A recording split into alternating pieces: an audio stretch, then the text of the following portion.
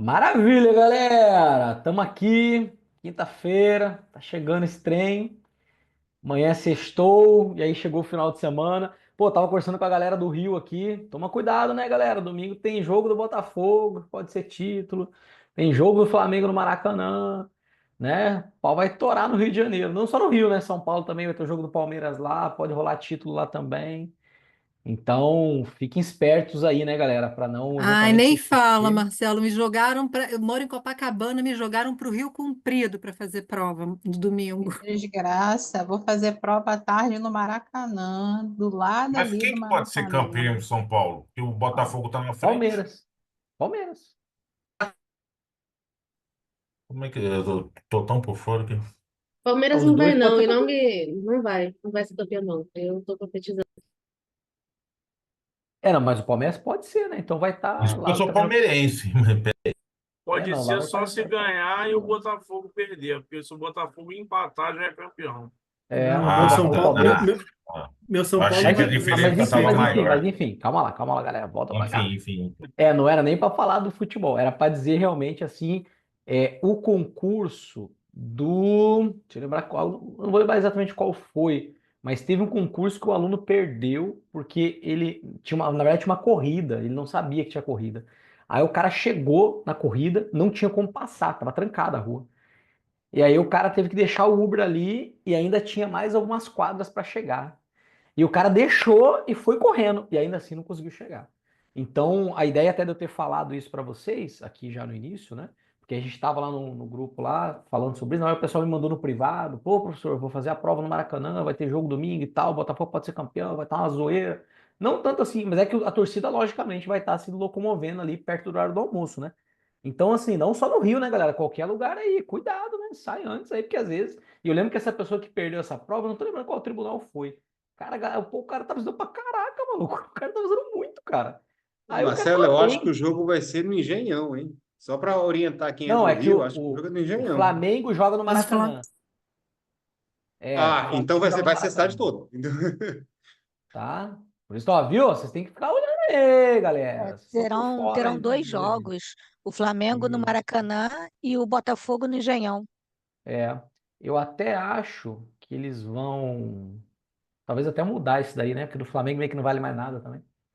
Beleza, mas enfim, tá? Só pra falar aí, tá chegando o domingo. Meu Deus do céu, se tu perdeu o trem aí porque você pegou algum percalço no meio do caminho e não saiu com antecedência, né, galera? Então já tem muita gente que estudou durante muito tempo e infelizmente perdeu lá por algum motivo aí. Então cuidado aí.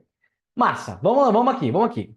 Vamos brincar de condicional, né? Ó, quem vai escrever a nossa história, né? Como diz lá o ditado, somos nós mesmos. Ó, o quadro tá em branco. Tudo bem? Quem vai escrever a história aqui somos nós mesmos. Galera, tá todo mundo aqui, né? Analista e técnico, né? Se eu não estou enganado. Eficácia de normas, artigo 1º até o 135. Tudo bem? A pegada é essa, de direito constitucional.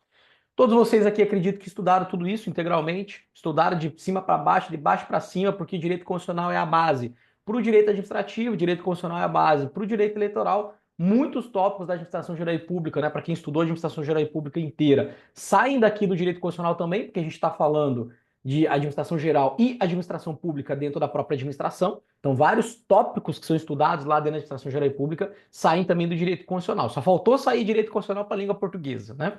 Então daqui sai para tudo quanto é canto. Então imagino que vocês estudaram esse trem de baixo para cima, de cima para baixo, de dentro para fora, de fora para dentro, da esquerda para direita, na transversal, de tudo quanto é maneira. Beleza? Então a ideia é a gente, cara, é muita coisa, né? Vamos puxar alguns trem aqui, vamos discutir. Eu pego ali, jogo aqui na tela e eu vou fazendo pergunta para vocês, nós vamos trocando uma ideia aqui, tirando alguns insights. Beleza? Tudo bem? Bom, massa. Primeira coisa que eu quero saber dos senhores, a gente começar a esquentar. E assim, ó, venham vocês também, quero uma proatividade aqui, tá bom? Fala, Marcelo, tem um trem lá, pô, aquele negócio lá é meio ruim, aquele trem lá. Se eu ver que é ruim mesmo, nós pegamos.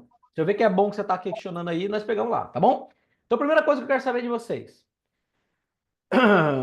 E cuidado aqui, porque não, vocês têm que entender, galera, que não necessariamente a Constituição Federal, apesar de ser até o 135, ela fica restrita até o 135, tá? Ela pode cobrar outros aspectos aqui. Eu já vou dar, de cara, eu já vou largar algumas perguntas que vai pegar outros dispositivos aqui da própria Constituição Federal. Beleza? Primeira coisa.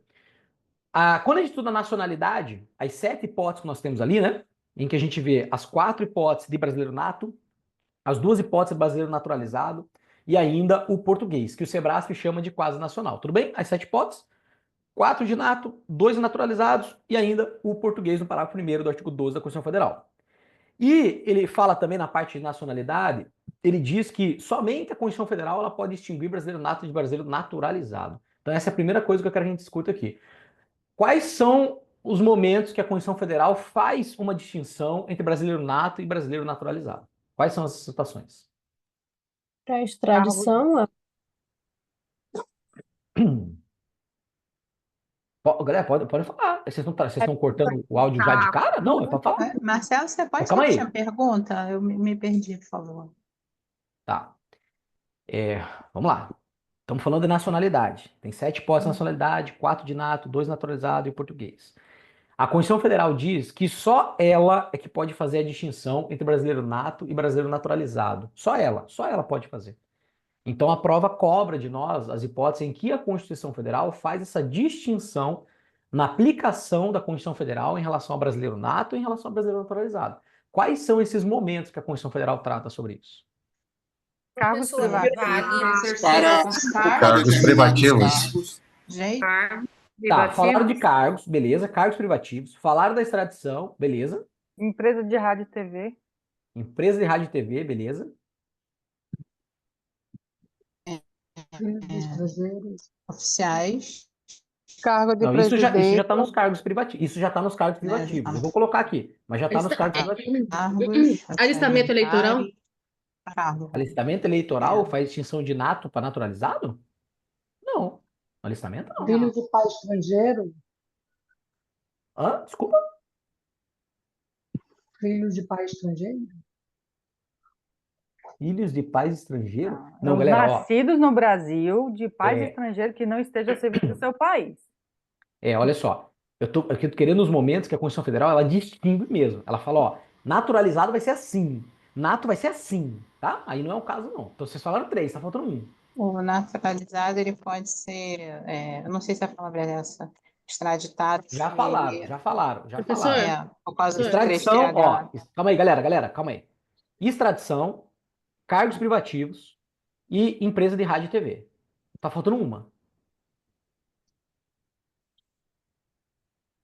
Pra gente ir pra tela aqui daí. Tá faltando uma. Perda de nacionalidade? Não é que ali não é uma distinção, né? Não é uma distinção ali. Não é uma distinção entre nato e naturalizado. É que tem uma hipótese que é só para nato. Mas não é que é uma distinção. Eu quero onde a Constituição Federal fala, ó, naturalizado é assim, nato é desse jeito. Não lembraram, né? Tá, eu vou falar essas Não. 3. Depois eu vou falar a 4, então. Pronto. Extradição não, Marcelo. Vocês já falaram extradição. Extradição vocês já falaram. Pera aí. A renúncia da nacionalidade? Eu acabei de falar que isso daí é na questão que não é que ele distingue, é que ele traz uma hipótese só para o nato. Não é essa. Alguém falou no chat Conselho da República. Aê, meu Deus do céu! Quebrar a 4ª. Conselho da República, galera. Maravilha. Deixa eu pegar então a primeira situação da É a extradição. Angélica que falou. Maravilha, parabéns. Vamos lá. Então aqui ele vai falar da extradição no artigo 5º. Nenhum brasileiro será extraditado, salvo naturalizado, em caso de crime comum praticado antes da naturalização ou de comprovado envolvimento em tráfico ilícito de entorpecentes e drogas afins na forma da lei. Então ele fala, nenhum brasileiro vai ser. Salvo quem? Só o naturalizado. Se ele cometeu o crime antes da naturalização ou a qualquer tempo se for tráfico ilícito de entorpecentes e drogas afins. Galera, tem uma questão do Sebrasp do ano passado que ele colocou o tráfico de pessoas e a galera caiu. Não é de pessoas, é tráfico de drogas. Tudo bem? Então, se for tráfico de drogas, antes ou depois, ele então, o brasileiro naturalizado, lembra que é poderá, né? Nos 2 casos aqui, é uma questão diplomática, vai ser analisado ali, poderá ser extraditado, tudo bem? Então aqui ele faz essa distinção realmente. O nato, ele não pode ser extraditado. Se estivermos falando de qual extradição, ativa ou passiva? Ativo. Ativa. Passiva. Passiva. Passiva. É quando o Brasil estão pedindo para o Brasil. Não é o Brasil que está pedindo, estão pedindo para o Brasil. Na passiva, NATO não pode. Agora, se a prova trouxer falando, dando todo o contexto e falando da extradição ativa, na qual é o Brasil que está pedindo a extradição, aí, como já cobrou em outros momentos, aí o brasileiro nato pode ser extraditado, mas ele estará sendo extraditado para cá. Tudo bem? Lembrado aí? E não pode confundir, galera, no artigo 5º também, no seu parágrafo 4º, em relação ao TPI, Tribunal Penal Internacional, do qual o Brasil é signatário, tá? Esse Tribunal Penal Internacional contra crimes contra a humanidade, por exemplo, genocídio, ali o brasileiro nato, ele pode ser entregado pelo Brasil ao tribunal, tudo bem? Isso não é extradição. Extradição quando estamos falando de Estado para Estado. Ali é um tribunal. Então, se o brasileiro nato comete um crime contra a humanidade, ele poderá ser entregue, sim, para o Brasil, para o TPI. Porque quando eu falo extradição, de novo, é Estado com Estado. E aí, cuidado, que a Constituição Federal está falando aqui do NATO na extradição passiva, que o Brasil não entrega, não entrega no sentido... Não vou nem usar a palavra entrega, senão confunde com a outra, né? Que o Brasil não faz o envio do brasileiro nato, mas se cobrar a extradição ativa, na qual o Brasil está solicitando, aí sim, como o Sebrae já cobrou em outros momentos, o brasileiro nato poderá ser extraditado. Beleza? Aí eu trouxe outro dispositivo também que ele já fala extradição, né? Só pra gente lembrar, não será concedida extradição de estrangeiro. Aí tá falando do estrangeiro necessariamente, né? Não de brasileiro, por crime político ou crime de opinião. Inclusive, nós concedemos asilo político aqui, de acordo com o artigo 4º da Constituição Federal, a lei Princípios que Regem as Relações Internacionais, né? Nós sabemos disso, beleza? Então essa é a primeira hipótese que nós tínhamos falado. A segunda hipótese, né? Artigo 15, inclusive gerando reflexo no próprio direito eleitoral. Artigo 15. Aliás, que artigo 15 o quê? É artigo 12. Só que é nos parágrafos. Espera aí. Aqui.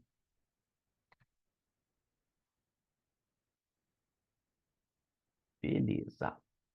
Deixa eu dar uma ajeitadinha aqui, só para ficar meio alinhadinho, já que a gente está puxando na hora.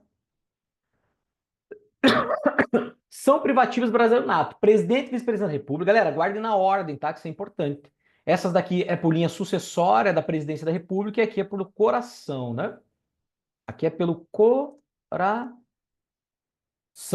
Presidente e vice-presidente da República, presidente da Câmara, presidente do Senado, ministros do STF. Não confundo que lá dentro do Poder Executivo, ele vai trazer esse rol também. Só que lá ele não vai falar ministro do STF, né? Ele vai falar que é o presidente do STF na linha sucessória. Como os 11 ministros do STF, eles têm a presidência rotativa dentro do STF, por isso que é exigido que todos eles sejam brasileiros natos. Mas quando tá lá dentro do Poder Executivo falando, né, em relação à linha sucessória da presidência da República, aí a gente tem lá que é o presidente do STF que estará. Presidente primeiro, ele não pode, vai o vice-presidente, ele não pode, presidente da Câmara primeiro, né? Que representa a população. Depois, presidente do Senado, que representa as unidades da federação. E, por último, será o presidente do STF. Então, logicamente, se é uma linha sucessória, todos eles que sentarem na cadeira da presidência precisam ser brasileiros natos. Os outros três é do coração. Carreira diplomática, o cara vai atuar como diplomata lá no Instituto Rio Branco, lá fora.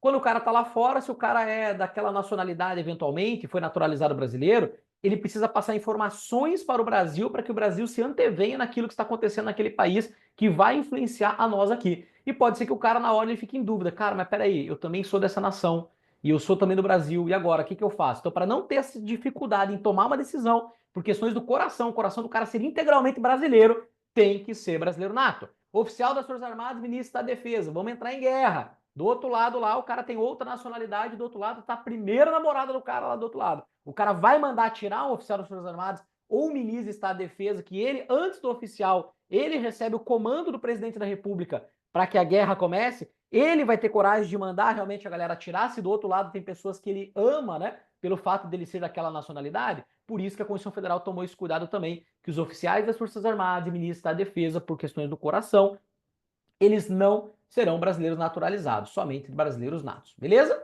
Essa foi a segunda que nós falamos. Depois, aí a gente Marcelo, vai no Conselho da desculpa República. Fala aí, galera, fala aí. Marcelo, rapidinho, desculpa interromper. Fala aí. Lembrando que às vezes tem uma pegadinha também. O que acontece? Ó, deixa eu falar um Pre- negócio pra você. Não, peraí, deixa eu desbloquear primeiro você. Tá, Não existe pegadinha em concurso. Pronto, agora você pode falar. Vai. tá bom, tá certo.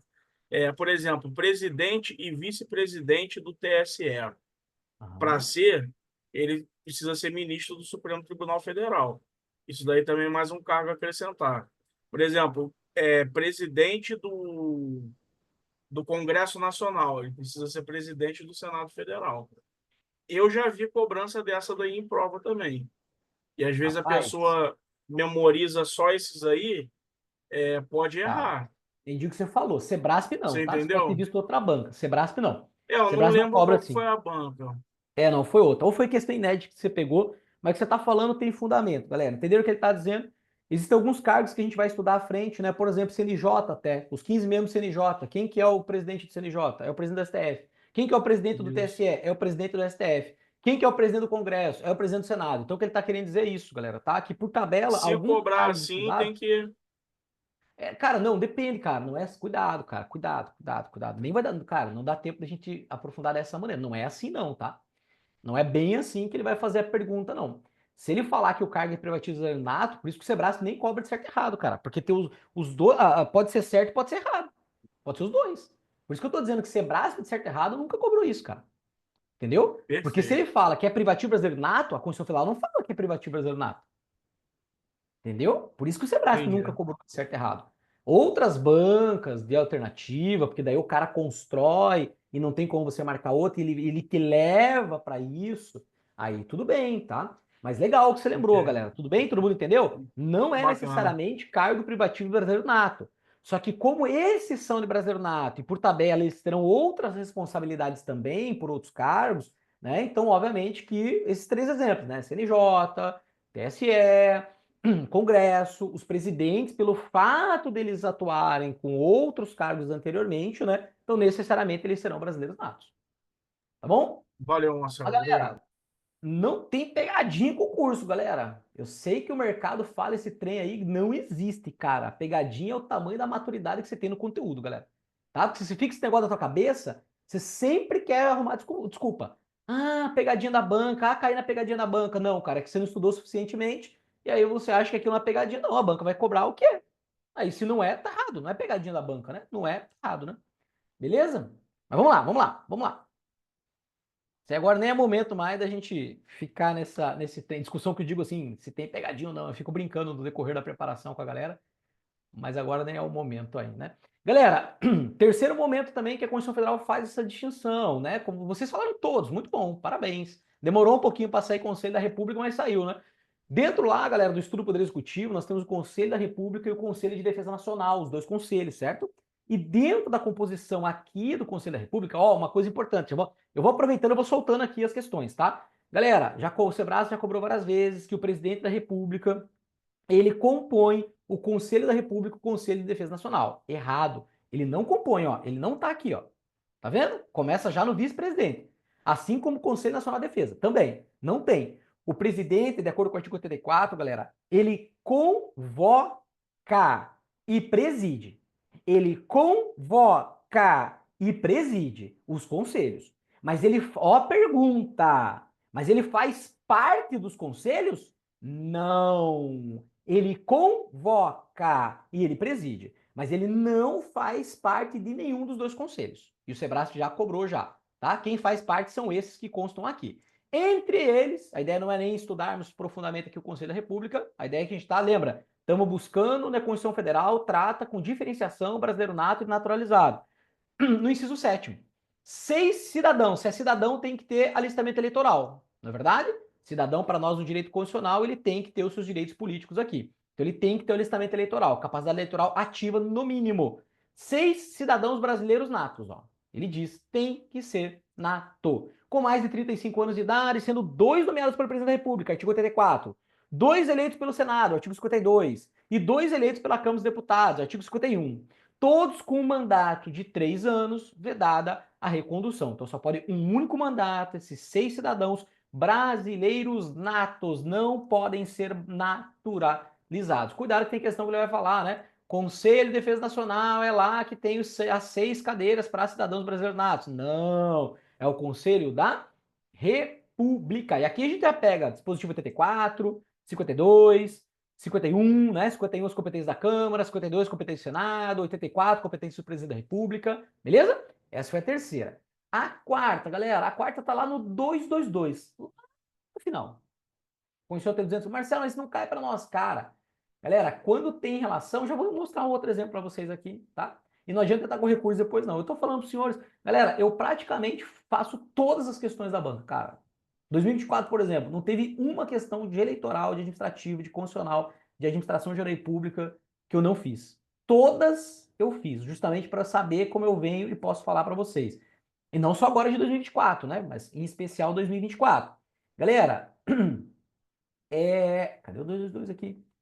Mesmo não estando dentro do edital, mas tem uma relação com o tópico do edital, eles cobram. Vou dar um exemplo daqui a pouco da Polícia Federal. Se alguém fez Polícia Federal aqui, daqui a pouco eu vou dar um exemplo que a Polícia Federal cobrou e não estava no edital, o artigo. E a Polícia Federal, Sebrasp. Polícia Federal cobrou, não estava no conteúdo, e o Sebrasp manteve. O pessoal, professor, vamos entrar com recurso. Eu falei, não, cara, porque se eu tenho o dispositivo dentro do edital, e a gente tem que ter essa ligação. Já vou mostrar qual é o caso que vocês vão entender, tá? Esse aqui é o 222, galera, que ele também cobra mesmo não estando dentro do edital. Por quê? Porque é justamente o confronto daquilo que a Constituição Federal pode tratar o brasileiro nato de maneira diferente do brasileiro naturalizado. Olha aqui. A propriedade de empresa jornalística de radiodifusão sonora, de sons e imagens é privativa de brasileiros natos. Ué, Marcelo, tá naturalizado ali. Pera, ele tá distinguindo, ó. O naturalizado que tenha mais de 10 anos de sua naturalização. Então ele está distinguindo. O nato já pode adquirir de cara. Ele ter direito aqui a uma TV ou um rádio. Beleza? Então ele pode já de cara. Se é naturalizado... Pois não, galera? Desculpa, pode falar. Pode falar. Não, pode falar. Uma perguntinha. Essa questão de brasileiro nato é questão de propriedade, né? Sociedade, ele estrangeiro pode ter desde que tem uma porcentagem lá máxima, não é? Tipo, ser sociedade ou operação nessa empresa, né? Ou não pode? Não entendi tua pergunta. Não, é que eu lembrei daquele caso da Globo Time Life, quando eles tiveram. Lá faz muito tempo, sabe? Quando eles tiveram uma sociedade parte da sociedade na Globo, entendeu? Na propriedade da Globo, Roberto Marinho.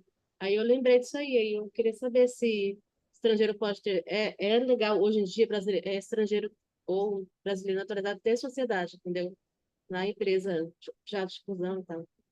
Tá, talvez eu tenha entendido tua pergunta. Vou pedir para você ler o final do dispositivo. Talvez ela te responda. O que está escrito nas duas últimas linhas? Tá. Pessoas jurídicas constituídas sob as leis brasileiras que tenham sede no país. Isso. Não sei se é isso que você perguntou. É isso que você perguntou? Não, sim, já me respondeu aqui, obrigada. É? Maravilha, show.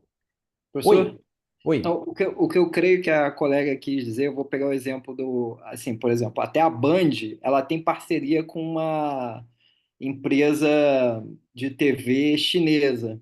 Então, o que ela perguntou assim, a parceria, ela pode, não entra nesse caso, né?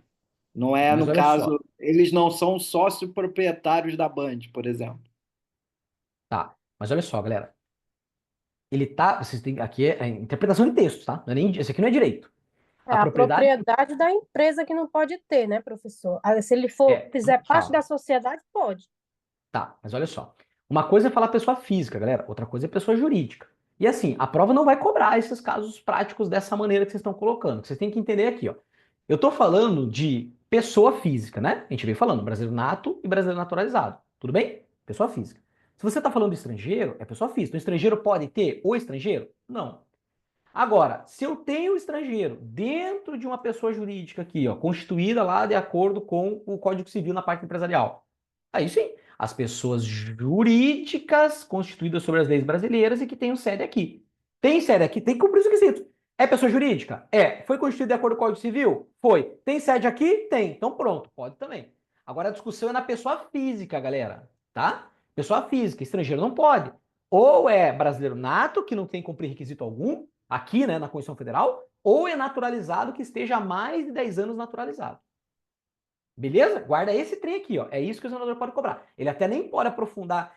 Aliás, para a galera da analista judiciário, aí tudo bem, porque lá tem direito civil. Aí legal. Aí tem que saber com mais detalhes de acordo com o Código Civil. Mas de uma maneira geral aqui, incondicional para nós, galera, não. Ele só vai cobrar em relação à regra aqui do nato e naturalizado para que ele seja proprietário de empresa jornalística, radiodifusão sonora e de sons e imagens. Tudo bem? Beleza? Então, estrangeiro, não pode. Ah, mas a pessoa jurídica. Cara, não pode quem ser nato, naturalizado, naturalizado com menos de 10, naturalizado com mais de 10, se é estrangeiro. O Código Civil permite que haja essa composição aqui da pessoa jurídica? Permite. Então, acabou. Pessoas jurídicas constituídas sobre as leis brasileiras e que tenham sede no país. O foco é na pessoa física. Beleza? Show? Volta pra cá. Galera, então quais são as 4 hipóteses que nós vimos? No caso da extradição, a diferenciação do brasileiro nato e naturalizado, já entendemos ali. No caso dos cargos privativos do brasileiro nato, as 8 hipóteses que nós possuímos aqui. No caso do Conselho da República, as 6 cadeiras destinadas a brasileiros natos. E também no caso de propriedade aqui de empresa jornalística, de televisão e de rádio. Ele também faz essa diferenciação em relação ao brasileiro nato e naturalizado. Infraconstitucionalmente pode? Não. Só a Constituição Federal é que pode fazer essa diferenciação. Beleza? Vamos lá. Vamos lá para outro exemplo, eu vou mostrar para vocês fora do edital, que também ele pode... não é que está fora do edital, está lá no edital. Só que ele pode ir além dos 135 dispositivos e não adianta chorar. O Sebrasp não baixa a guarda. Na verdade, eu vou até falar antes da Polícia Federal. Do que eu ia perguntar, eu vou falar outra coisa aqui que a Polícia Federal cobrou, tá? Olha só. A Polícia Federal cobrou esse trem aqui, ó. Sebrasp, tá? Sebrasp. Cobrou esse trem aqui, ó.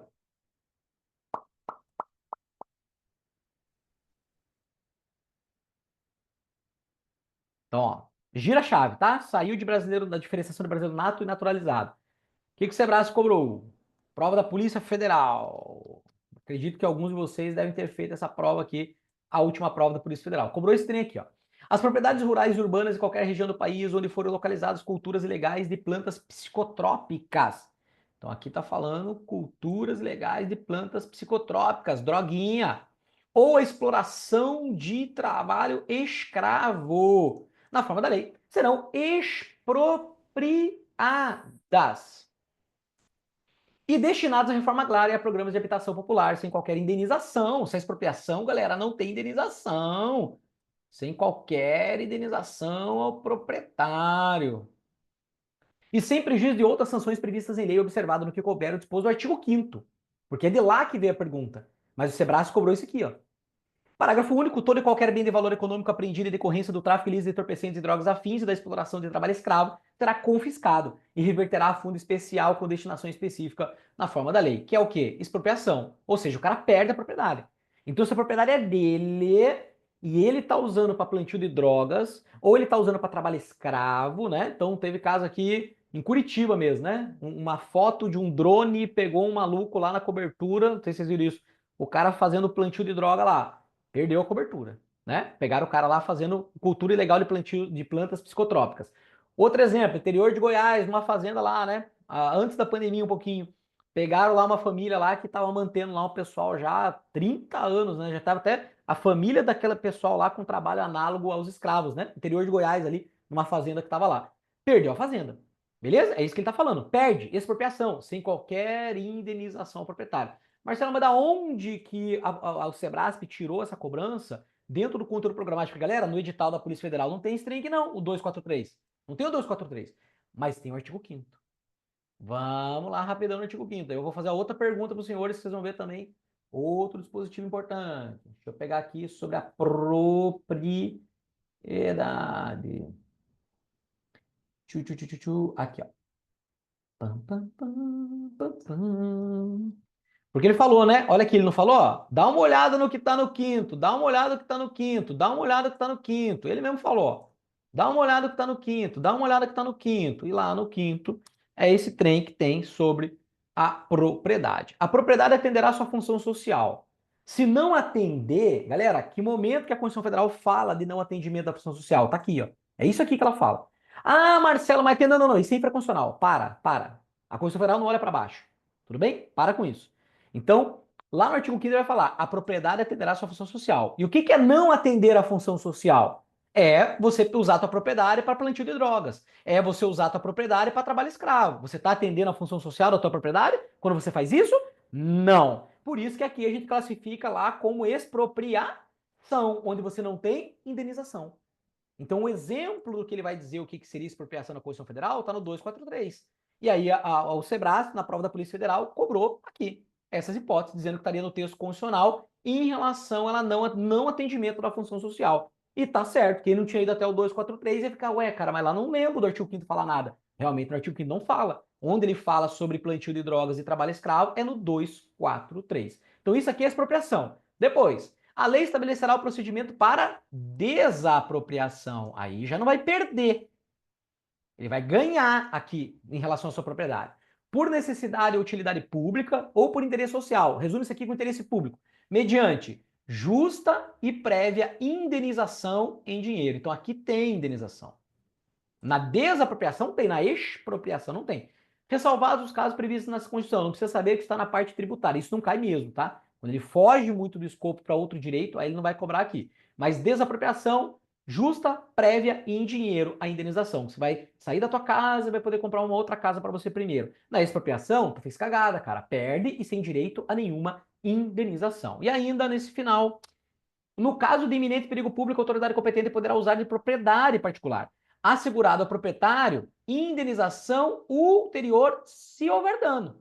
Então aqui também tem indenização, mas desde que a propriedade seja devolvida e tiver dano. Por exemplo, a autoridade policial está numa perseguição, viatura estraga, vai pegar teu carro, vai perseguir o bandido lá. Depois vai ver se estragou teu carro, para te pagar a indenização. Outro exemplo, corpo de bombeiros tem que pagar um incêndio. Só que pela frente ela não consegue, ela tem que entrar na tua casa. E aí, estraga tudo, tua parede, teu jardim, estraga tudo. Beleza, fica tranquilo. A administração depois vai te fazer o pagamento da indenização. E esse inciso 25 é chamado do quê, galera? Porque aqui a gente entendeu que é expropriação. Beleza? Aqui é desapropriação. E aqui, como é que chama esse trem aqui? Requisição administrativa. Isso, requisição administrativa. Show demais. Porque às vezes ele vai usar o nome, né? Beleza? Massa. Vamos para outra. Vamos para outra. Galera, quais são as 5 hipóteses que servidor público estável na Constituição Federal podem vir a perder o seu cargo? Ó a pergunta. Servidor público estável pode vir a perder o seu cargo. Professor, Redução de custo? Calma aí que alguém quer fazer alguma pergunta. Manda aí, peraí. além, Alguém quer fazer uma pergunta. só mantendo nesse assunto aqui, a terra improdutiva, ela se enquadra onde aí? Por isso que terra improdutiva, por isso que eu tô falando, a Constituição Federal não vai tratar disso. Isso é infraconstitucional. Você tem que guardar os casos da entendi. Constituição. Tá ok, obrigada. Tá? Show. A Constituição Federal não olha para baixo, não, galera. A prova do Constitucional não fica olhando para baixo, não. Senão você fica maluco. Tem um monte de coisa na Constituição que infraconstitucionalmente vai ser diferente. Legal. Então a pergunta de novo. As 5 hipóteses que a Constituição Federal diz que servidor público estável poderá perder seu cargo. Redução de custo. Sentença judicial, transitada em julgado. penal, transitada em julgado. Sentença judicial. Judicial. Não é penal, Processo tá? administrativo. Ó, não é penal, como alguém falou aí, tá? Na civil também. Improbidade administrativa, por exemplo. Tá? Processo administrativo. Avaliação periódica.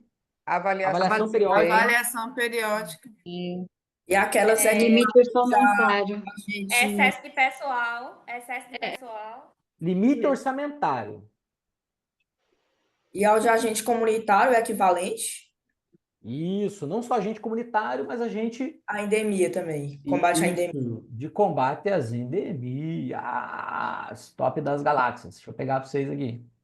Então, as 5 hipóteses que a Constituição Federal... E é ela que fala mesmo, tá? Não sou eu que estou falando, não. É ela que está dizendo esse trem. Deixa eu pegar aqui.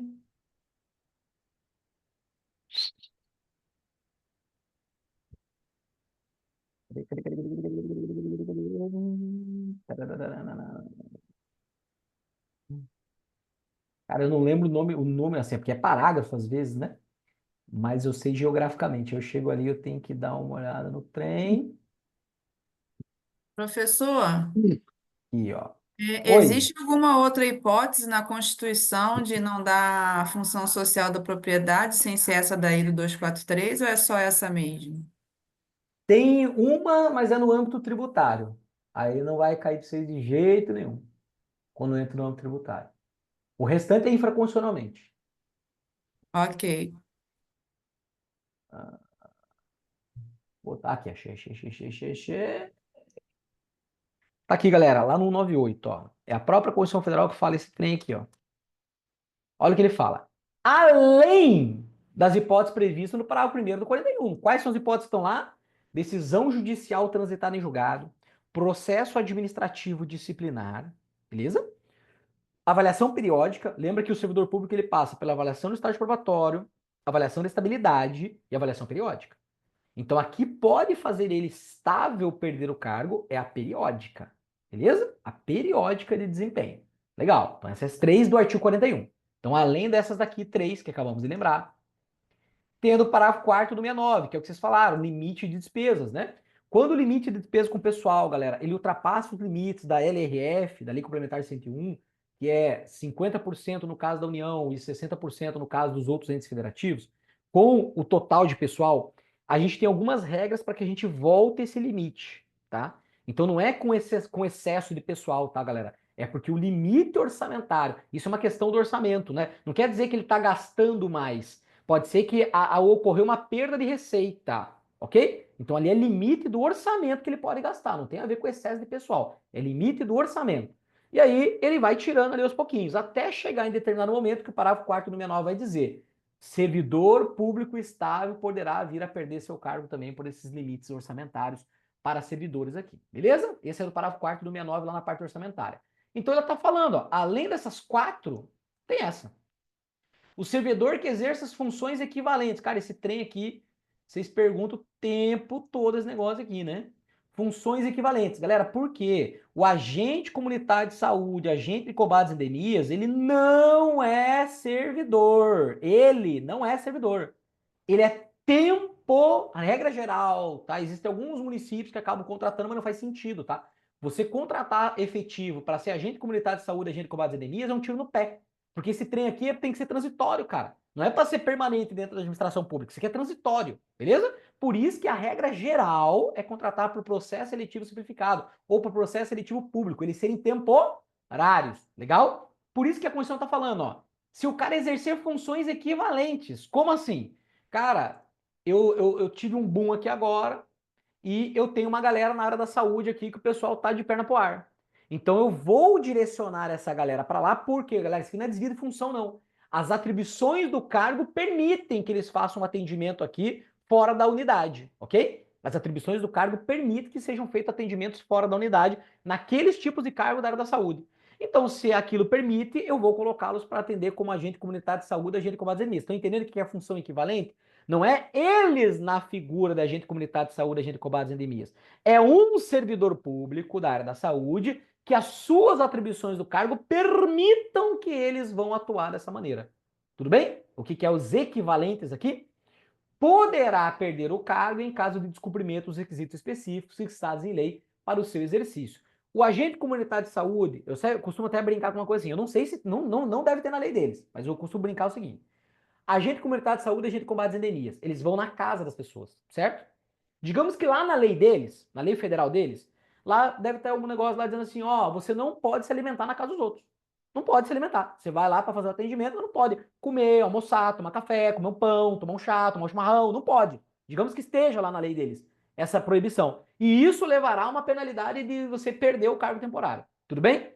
Aí o cara que é servidor público estável, ele vai atuar de maneira equivalente e ele chega lá e almoça, começa a almoçar na casa das pessoas durante o atendimento. Ele não está descumprindo algo que é da lei aplicada ao agente comunitário de saúde, agente de combate às endemias? Está. Então, nesse caso, mas ele não é eles, ele está equivalentemente exercendo aquela função. Mas ainda assim, então, ele vai sofrer também o processo administrativo disciplinar, podendo vir a perder também o seu cargo. Porque naquele momento ele está atuando como eles e ele precisa seguir o regramento aplicado aos dois cargos. Tudo bem, galera? Beleza? Funções equivalentes aí? Então, essas são as 5 hipóteses que a Constituição Federal traz de que servidor público estável poderá vir a perder o cargo, né? Processo PAD, né? Processo judicial galera, não é penal, judicial. É que não cai para vocês improbidade, né? Mas lá na improbidade, por exemplo, é na área civil. O cara tem uma das funções lá é a perda do cargo público. Não é verdade? Eu vou mostrar para vocês aqui. Peraí.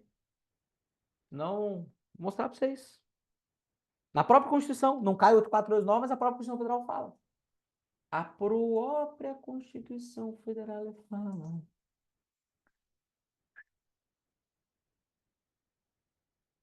E ó. Então não é só. Improbidade, lembra que é cível, né, galera? Improbidade administrativa, ela é cível. Ela não é penal. Então não precisa ser penal, não, tá? Os atos de improbidade administrativa importarão suspensão dos direitos políticos. Você não pode errar esse trem aqui. Perda da função pública. Ok? Então, no ato de improbidade, você pode vir a perder seu cargo ali também.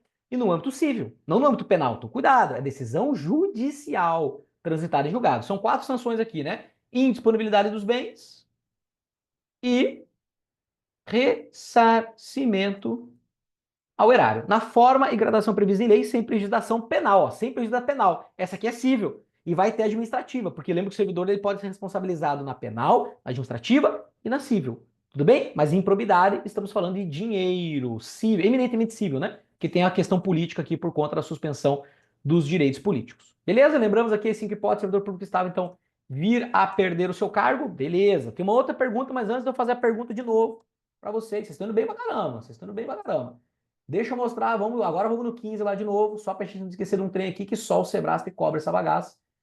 Vamos lembrar do negócio aqui do artigo 15, já que a gente tá falando ali de improbidade. Uma coisa puxando a outra, cara. Vambora, vamos indo.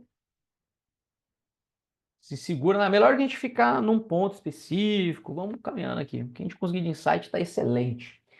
É vedada a cassação dos direitos políticos, cuja perda ou suspensão só se dará nesses casos. Ou seja, primeira coisa, esse rol é taxativo, né? Não pode infraconstitucionalmente esse rol aumentar. Tudo bem? Legal. Galera, eu posso ter uma emenda constitucional aqui colocando mais um caso, tipo, infraconstitucional não pode. Mas eu posso ter o inciso 6º aqui no artigo 15? Pode. Posso? Pode. Ué, se o Artigo rol é taxativo, né? Não, mas peraí. Ele é taxativo porque a própria Constituição Federal fala, tá? Não é, o taxativo não dá. Cuidado com o entendimento taxativo, tá? Taxativo não é que não possa ser aumentado, ampliado. É que o que tiver aqui só aplica esse. Mas poderia, tá? Na teoria, um ato normativo incluindo. Nesse caso seria emenda, né? Na Constituição Federal. Mas é que a pergunta tá muito mais do que isso, tá, galera? A pergunta tá muito mais do que isso. Artigo 15, vamos lá. Então, puxei outro tópico. Artigo 15 é cláusula pétrea? Tá dentro de direitos fundamentais, né? Vai até o 16, Isso. segundo o STF, né? Isso! Artigo 15 é cláusula pétrea. Cláusula pétrea eu posso mudar? Não. Pode aumentar, não pode diminuir. Cláusula pétrea pode Pode mudar. ampliar. Galera. Não pode restringir. Isso, não pode restringir direitos. Se uma emenda constitucional meter mais o inciso 6º, ela está ampliando o direito ou ela está restringindo o direito? Restringido. Então pronto, não pode uma emenda constitucional colocar mais uma hipótese aqui. Entenderam agora? Beleza? Não pode. Parágrafo 4º do artigo 60 da Constituição Federal, cláusula pétrea lá. Cuidado com o entendimento do que é cláusula pétrea aí, galera. Legal. Mas nesse momento o rol do jeito que está aqui taxativo. Então nem uma emenda constitucional pode mudar, nem infraconstitucionalmente também nós podemos ter mais uma hipótese aqui. Beleza. E não pode cassação dos direitos políticos, só pode perda ou suspensão. A Constituição Federal não fala, né? Que trem que é esse negócio aqui. Vamos nós classificar aqui rapidão.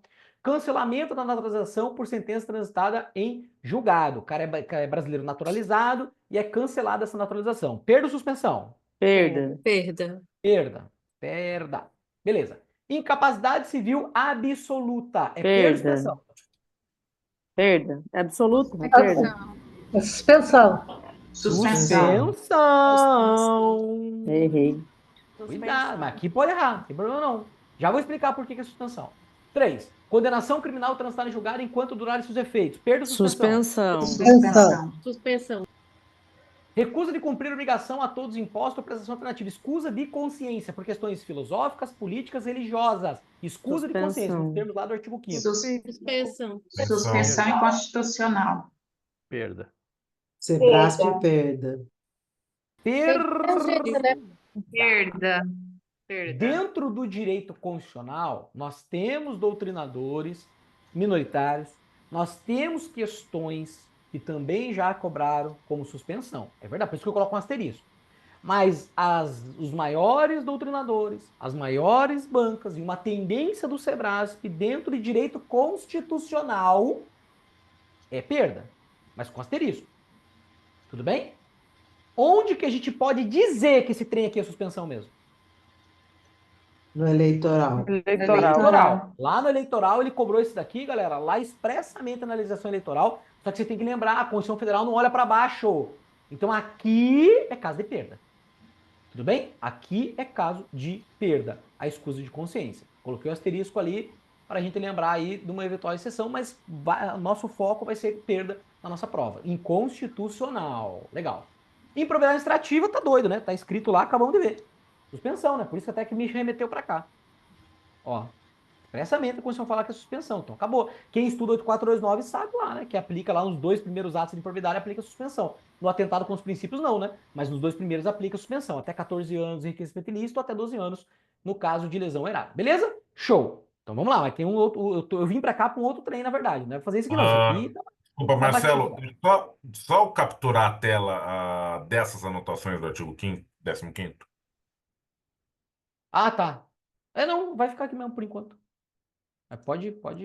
Depois eu mando pra vocês também, tá, galera? Isso aqui, como a gente tá construindo junto, depois eu mando tudo esses trem pra vocês também. Beleza. Beleza. Galera, show demais. Mas o meu foco não é nesse caso. O meu foco é aqui nesse trem aqui, ó. Incapacidade civil absoluta. Beleza? Até porque, dentro da administração geral e pública, do lado de sustentabilidade tem acessibilidade. E acessibilidade não tem outro jeito, galera. Ele só pode cobrar o estatuto da pessoa com deficiência. Beleza? Quando for tratar de acessibilidade. Então, em acessibilidade, galera, lá, o Estatuto da Pessoa com Deficiência de 2015, ele disse que a pessoa com deficiência ela tem plena capacidade civil. Ou seja, alterou o Código Civil. Você vai lá no início do Código Civil, quando vai falar da pessoa natural. Lá ele vai dizer que a incapacidade civil absoluta e a relativa, onde tinham as pessoas com deficiência, elas saíram. Elas saíram de lá. Tudo bem? Onde tinha lá as pessoas com deficiência. Tirou de lá. Na incapacidade civil absoluta, só ficou o menor de 16. Corre depois, anota aí pra você no Código Civil depois, só dá uma olhada, você vai ver. Só tá o menor de 16. Menor de 16 tem como adquirir direitos políticos? Não tem. Menor de 16 não. Não tem como adquirir direitos políticos. Marcelo, lá na resolução fala que tem. Você estudou errado a resolução, então. Porque a resolução fala que ele pode se alistar com 15.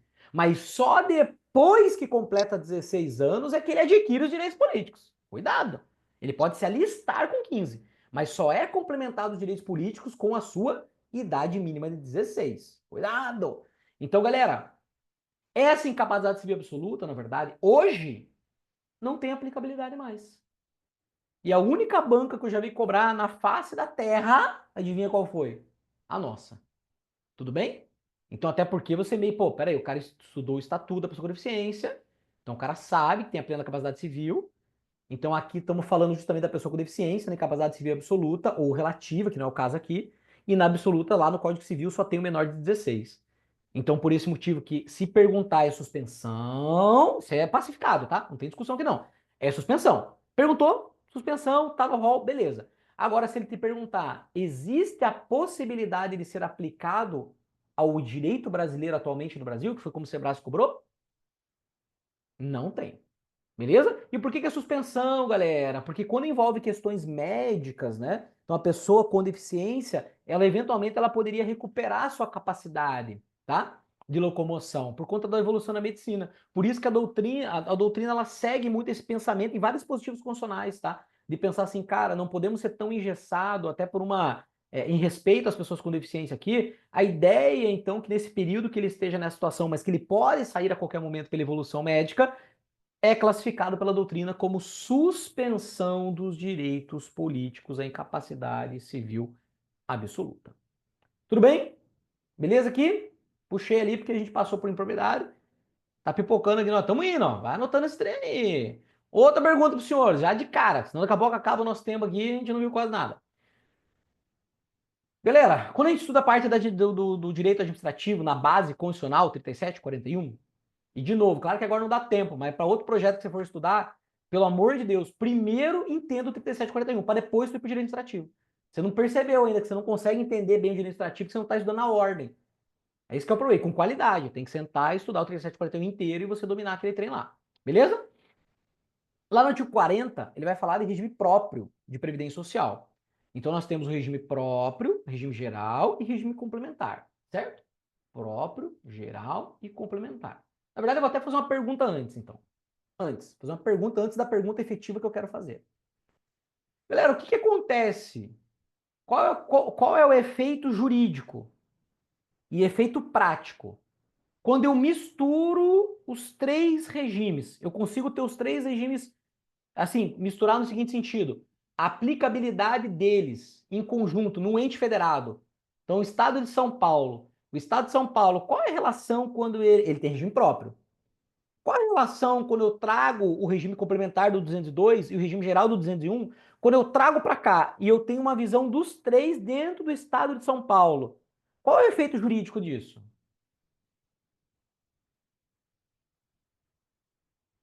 Não vou entregar o ouro para vocês, porque se eu falar, vou entregar o ouro. Por isso que eu estou perguntando, qual é o efeito jurídico quando a gente mistura esse trem todo aí?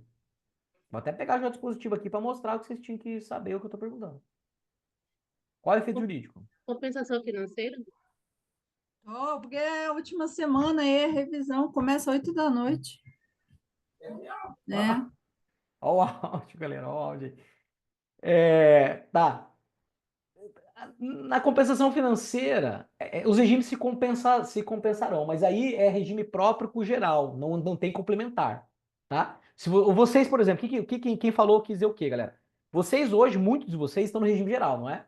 Quando você for pro TSE, vocês estarão lá no TSE e TRE na próxima eleição, vocês vão estar trabalhando lá. Quando vocês forem para lá, vocês vão pegar uma certidão de tempo de contribuição de todo esse tempo do regime geral e levar para o regime próprio. E aí, quando vocês forem se aposentar, o regime próprio vai se compensar financeiramente com o regime geral, beleza? Foi isso que a nossa colega falou aí. Mas veja que em nenhum momento é falado do regime complementar nesse caso. Então, o que acontece, galera? Qual é o efeito jurídico quando eu misturo, faço um fudebu de caçarolê desses três regimes?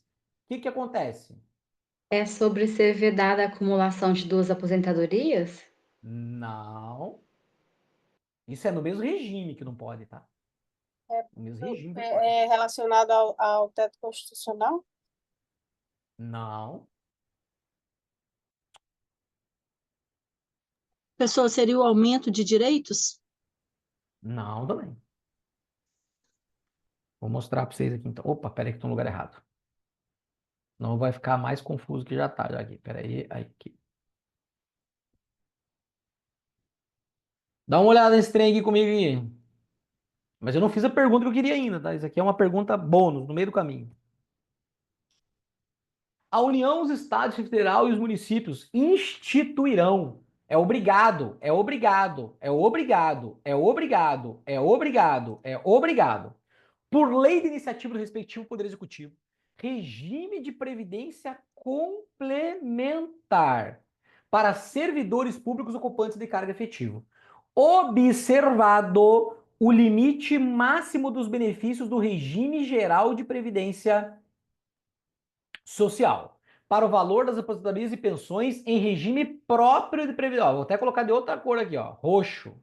Tá vendo? Ó, ele misturou regime próprio com regime complementar com regime geral. Então, qual é o efeito jurídico e efeito prático? Estado de São Paulo, regime próprio para seus servidores. A Constituição Federal mandou criar regime complementar de previdência social. Mandou criar. A partir do momento que o Estado de São Paulo cria o seu regime complementar, a partir de agora está obrigado também as contribuições que os servidores daquele momento para frente estão lá, no Estado de São Paulo, a contribuírem e a terem direito a benefícios somente até o teto do regime geral de previdência social. Esse é o efeito jurídico quando a gente pega e mistura os três regimes que o Brasil tem. Dentro do próprio, eu crio um complementar. E agora as contribuições do regime próprio estão limitadas ao teto do regime geral, assim como o pagamento dos benefícios do regime próprio também estão limitados. Hoje está em torno de R$8.000. Então é mais ou menos como se fosse assim, ó. Vamos colocar o store de vocês aqui, ó. Vamos colocar os 18 mil de vocês que vocês vão ganhar ano que vem? Vocês estão ligados, né? Tá lá tramitando o trem lá. Eu não acredito em 18 mil. De cara já tô tirando a ilusão de vocês. Eu acho que para uns 15 mil vai. O inicial. A reformulação da carreira. Vocês têm visto aí, né? Todas as carreiras sendo reformuladas no âmbito federal. Eu mesmo tô aguardando a minha, né? Início do ano aí vai sair a nossa lá também. Vamos ver se fica top das galáxias ali. Pra quem Isso tá é para ganhando R$0 agora, tá ótimo. Desculpa, o que analista aconteceu, galera? técnico. Não ouvi, É galera. para Desculpa. analista ou técnico esse valor aí? Técnico? Não, eu sei, a maioria é técnico. Isso aqui é técnico. 18 mil. Vocês não viram isso aqui? Isso aí Não. não. Vocês estão malucos, cara. Vocês não estão estudando pro TSE? Como é que vocês não viram isso aqui? Não dá tempo para acompanhar isso não, com o nosso estudo. Eu tava vendo uns 10 mil. Não, é Tá novidade, hein? bom. 18 mil. Não, primeiro que o inicial de vocês é 12, tá? Não é o que tá no edital, não. Primeiro é isso. Primeiro que o inicial de vocês é 12 para técnico. E aí a proposta que o STF mandou para os técnicos do âmbito federal, a proposta que foi a Federação dos Sindicatos mandou para o STF e o STF mandou para o Congresso. O que está discutindo lá, 18 mil inicial a carreira. Joga aí que vocês vão ver. 18 mil reais iniciais. Mas eu não acredito que o Congresso vai dar. Por isso que eu tô falando. Uns 15 conto aqui tá bom já. 15 conto acho que dá. Galera, isso aqui tá acontecendo com todas as carreiras, galera. Todas as carreiras. Vocês não têm visto aí? BNDES, esse dia de 15 mil foi para 20 mil. 5 pau. Em janeiro, tava o pessoal ganhando 15. Em maio, ganhando... Vocês não viram? Cara, mais de 50 carreiras no âmbito federal já tiveram reestruturação de carreira já. Porque isso aqui, galera, acontece de ciclos em ciclos, cara. Porque fica muito tempo aquele valor. Aí chega um determinado momento que é proposta uma revisão de carreira. E o governo federal, cara, impossível, mesmo vocês estudando, impossível vocês não terem visto a reformulação de carreira do âmbito federal, tá? Tá rolando toda semana uma carreira que acaba ganhando aí. Mas enfim, volta pra cá, depois você vai ver aí. 18 pau, beleza? Aí, o que essa regra tá falando, galera? Essa regra tá dizendo simplesmente o seguinte, cara. Você entrando lá agora, ganhando 18 mil, a tua contribuição para o regime próprio vai ser limitada ao teto do regime geral, que hoje está perto de 8 mil reais. Então vamos colocar arredondado para ficar fácil. Então você só pode contribuir isso aqui, para o regime próprio, só. E o regime complementar de previdência social, se você quiser, porque ele é facultativo, e aqui que vem o furivuri caçarolê nas questões. Aqui que a galera não entende essa bagaça. Vamos entender esse negócio aqui agora. Se você quiser, você contribui com os outros 10 mil. Isso aqui, inclusive, é a FUNPRESP-JUDE. Estão ligados? Estão ligados? A FUNPRESP-JUDE? A Previdência Complementar de vocês? Tanto que saiu o edital para a FUNPRESP-ESE, do Executivo. Mas tem do Executivo, Legislativo e Judiciário. Então vocês têm lá a FUNPRESP de vocês, tá? Que é o regime complementar de previdência. Eu sugiro que tu meta a grana lá, tá? Eu sugiro que você coloque a grana lá. Por quê, galera? Porque nessa previdência complementar, a União, ela vai colocar até o valor do que você colocar. Claro que não é 10 mil, né, galera? Você sabe que é um percentual, igual aqui, não é 8 mil também. É um percentual, tá? Então, digamos que você coloque 1.000. Cara, a União vai colocar mais 1.000, vira 2. Entendeu? Na previdência complementar sua, tá? Aí, o que a galera... Ó, essa é a regra. Esse é o efeito jurídico que eu queria que vocês me falassem. Quando eu misturo os três regimes, o que acontece nesse trem aqui? As contribuições e benefícios do regime próprio ficam limitadas ao teto do regime geral de previdência social com o advento da criação do seu regime complementar. Agora, o que a galera pira aqui? Esse instituirão é obrigatório. Tudo bem? Obrigatório. Legal. Marcelo, não entendi. Aqui é obrigatório, aqui é facultativo? Muito simples. Eu tenho certeza que na sala aqui tem gente que não entendeu isso ainda ou não entendeu nos estudos quando fez, né? Galera, aqui os entes federados são obrigados, todos que continuarem com o seu regime próprio, foram obrigados, desde 12 de novembro de 2019, a criar o regime complementar. Obrigados. Só que essa criação gera esse efeito aqui, ó. E aí, isso aqui é obrigação para os entes. Aqui é facultatividade para o servidor. O FUNPRESP está lá. Se você não quiser meter lá o percentual sobre os 10 mil teu, você não coloca. Não tem problema. Legal? É facultativo para você. Mas para os entes federados é obrigatório todos terem o seu regime complementar de previdência social.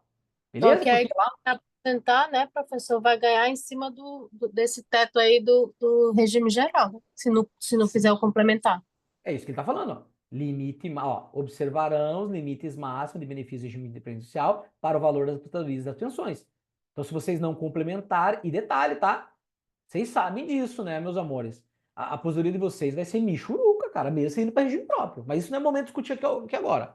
Só corre atrás desse trem aí, vai no YouTube, pega uns caras bons lá para falar para vocês. Ô, Vocês vão ver lá Marcelo, que o negócio tá. e Oi. nessa complementar aqui que você falou que você, por exemplo, coloca 1.000, a União 1.000, então, no caso, por exemplo, a gente teria que colocar só 5.000 e a União complementava mais os 5 ou Não. 10.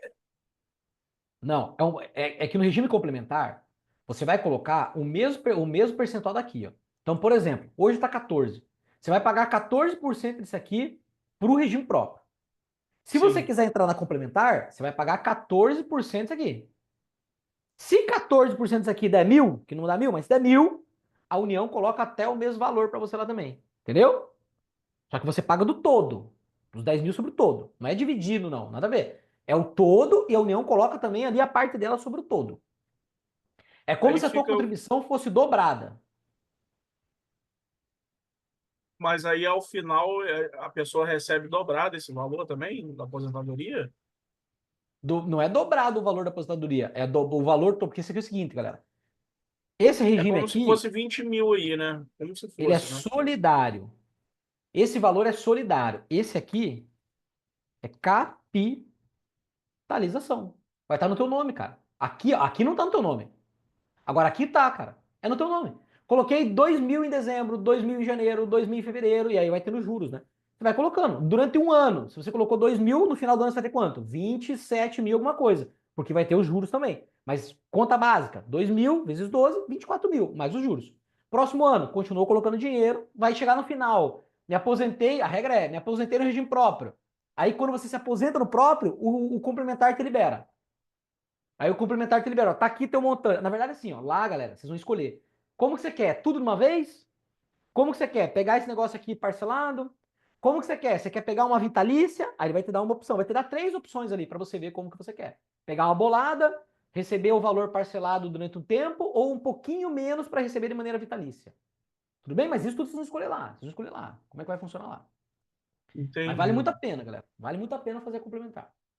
Tudo bem? Entenderam aqui a regra quando mistura os regimes? Mas tá, agora vamos para a pergunta que eu queria fazer. Isso aqui não é, isso aqui pode cair, claro, mas eu quero fazer uma pergunta, senhores. Galera, quando a gente está tratando aqui no artigo 40 sobre as aposentadorias, nós temos em regra 3 aposentadorias e como exceção nós temos mais 5. Né? 3 como regra, 5 como exceção. Legal?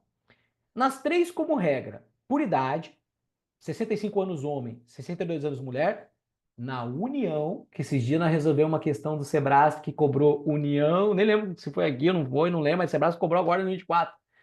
65 anos homem, 62 anos mulher, para União, Estados, DF, município. Pé, porque a Constituição Federal só fala que é para União. Então essa é a voluntária, por idade. 65 anos homem, 62 anos mulher. A aposentadoria por incapacidade permanente, quando a pessoa ela perde a sua capacidade laborativa, ela perde, tá? Porque uma redução da capacidade laborativa, galera, vai levar ao quê mesmo? Aposentadoria proporcional, readaptação? Readaptação.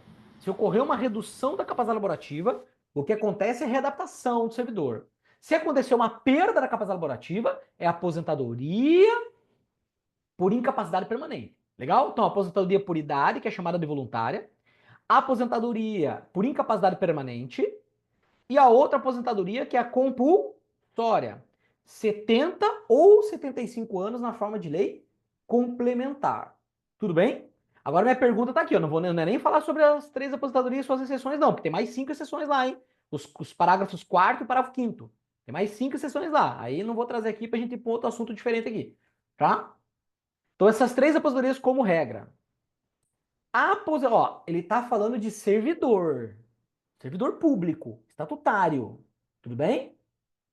A aposentadoria compulsória, galera. Eu sou empregado público federal. A aposentadoria compulsória é aplicada a mim, empregado público federal? Empregado, seletista. Compulsório? Não, Não. não, É ou não? não. Não é. É, Só temos não? acho que é. É conforme a Não. CLT daí, né? Não sei.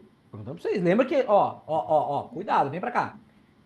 Não tô falando de CLT aqui. Para mim Lembra é. que, é? Sim. Alguns. Mas é por quê? Não é constitucional isso? Como assim constitucional? Ele fala pro servidor. Servidor. Tô falando de empregado. Servidor é regime próprio. Empregado é regime geral. Regime próprio é só administração direta, autárquica e fundacional. Regime próprio é. Mas aí, a pergunta é, a aposentadoria compulsória aplica para mim que sou empregado público federal? Peraí. Por mim, não. Peraí.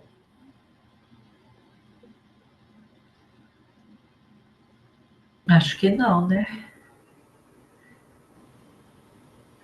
Não fica a critério do empregador, daí isso? Não se aplica. Não se aplica, porque eles são regidos pela CLT e vinculados ao regime geral de previdência. Galera. Vocês não dormiram com a Constituição Federal igual vocês fazem com a Bíblia, né? Porque a Constituição Federal é a Bíblia do concurso. Não que, tô fazendo uma analogia aqui, claro, nem se compara, né? Mas vocês entenderam o que eu quis dizer, né?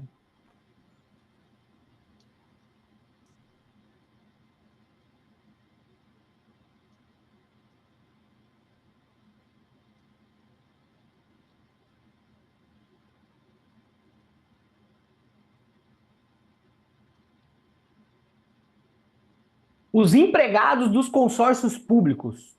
Empregado de consórcio público é aquele consórcio público que está fora da administração. Porque aquele que está dentro é autarquia. Ali não é empregado. Agora, aquele consórcio público que está fora, porque ele tem uma pessoa privada junto, é dele que ele está falando. Os empregados dos consórcios públicos, das empresas públicas, Caixa, Correios, das sociedades de economia mista, Petrobras, Banco do Brasil, e de suas subsidiárias, Transpetro, serão aposentados compulsoriamente, observado o cumprimento do tempo mínimo de contribuição, ao atingir a idade máxima de que trata o inciso 2º do parágrafo 1º do artigo 40, na forma estabelecida em lei. Eu não preciso nem dizer o que está lá no inciso 2º, parágrafo 1º do artigo 40. É justamente sobre a aposentadoria compulsória. Então, a Constituição Federal mandou aplicar a aposentadoria compulsória também para empregados públicos. E adivinha, galera, tudo que eu tô falando aqui, cara, claro que a Constituição Federal cai quase inteira. Tudo que eu tô falando aqui, Sebraspão, velho da vida, nos últimos 2, 3 anos aí, tudo que tá aqui foi cobrado. E pode nos cobrar. Beleza? Mas que bom. Vocês estavam indo bem, hein? Essa aqui vocês não lembram, não, hein? Vocês estavam indo bem. Essa aqui vocês não Qual lembraram. artigo, professor, desse parágrafo 201, 16 aí? lá do regime geral. 201. Lá do regime geral. Legal. Show. Agora eu vou fazer uma outra pergunta para vocês. Agora eu vou fazer uma outra pergunta para vocês. Espera aí.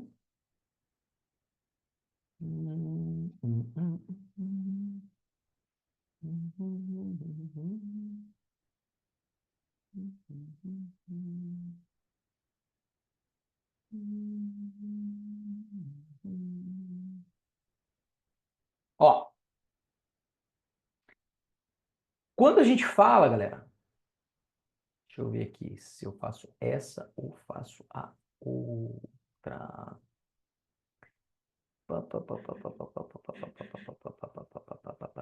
Tá, olha só. Quando eu falo de precatórios,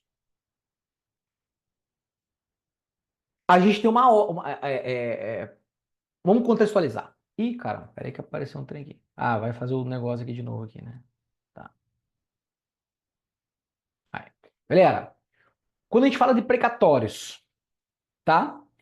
Precatório é uma decisão judicial que você ganhou uma ação contra o Estado e aí você entra numa fila. Por isso que a gente estuda em poder judiciário, que é uma decisão do juiz judicial.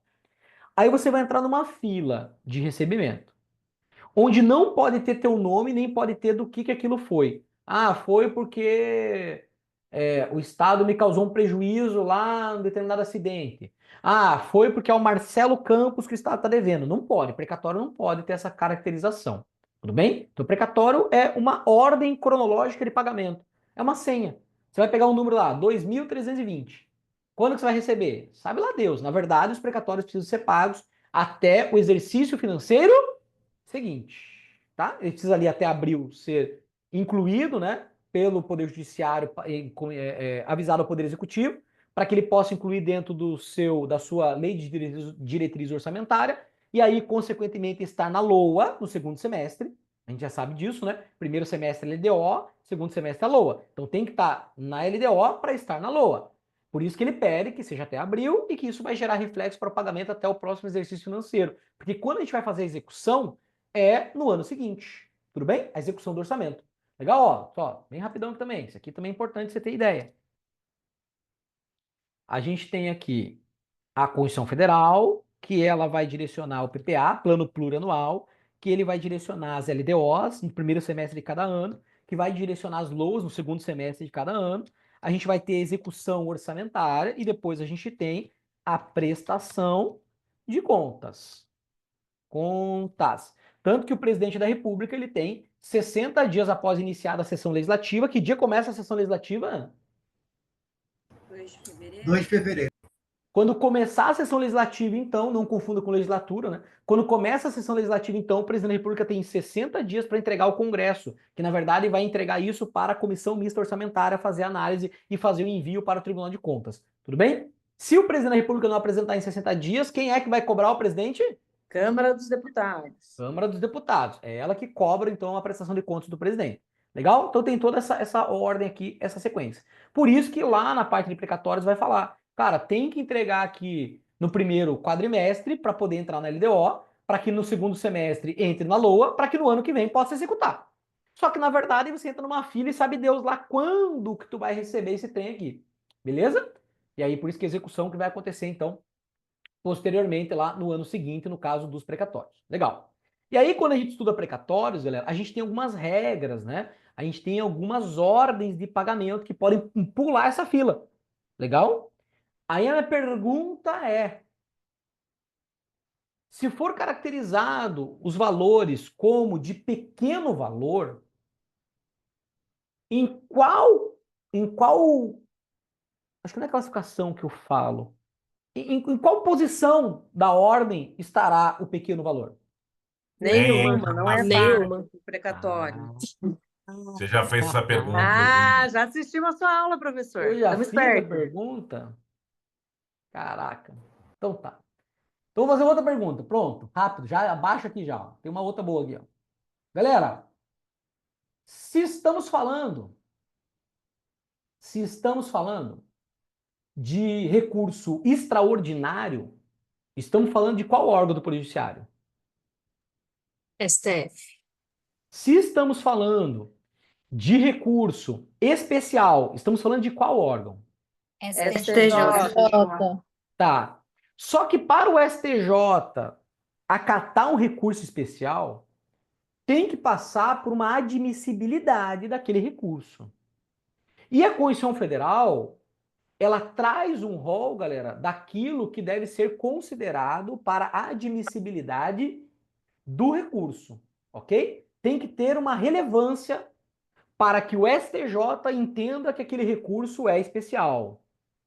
Esse rol que a Constituição Federal traz do recurso especial é um rol exemplificativo ou taxativo? O Sebrasco cobrou faz 2 meses. Essa pergunta. Vocês devem ter- Exemplificativo. Ótimo. E por que que é exemplificativo? Deixa eu mostrar para os senhores aqui. Sebrasco cobrou agora, faz 2 meses que ele cobrou esse trem aqui. 2 meizinhos que ele cobrou esse negócio aqui, ó. Professor, o senhor já viu a prova do STJ, que foi agora domingo? Não. Vi não. Domingo agora? Isso, eu vi um comentário acho que foi da Adriane Fauci, Uhum. que teve a prova agora domingo. Não vi não.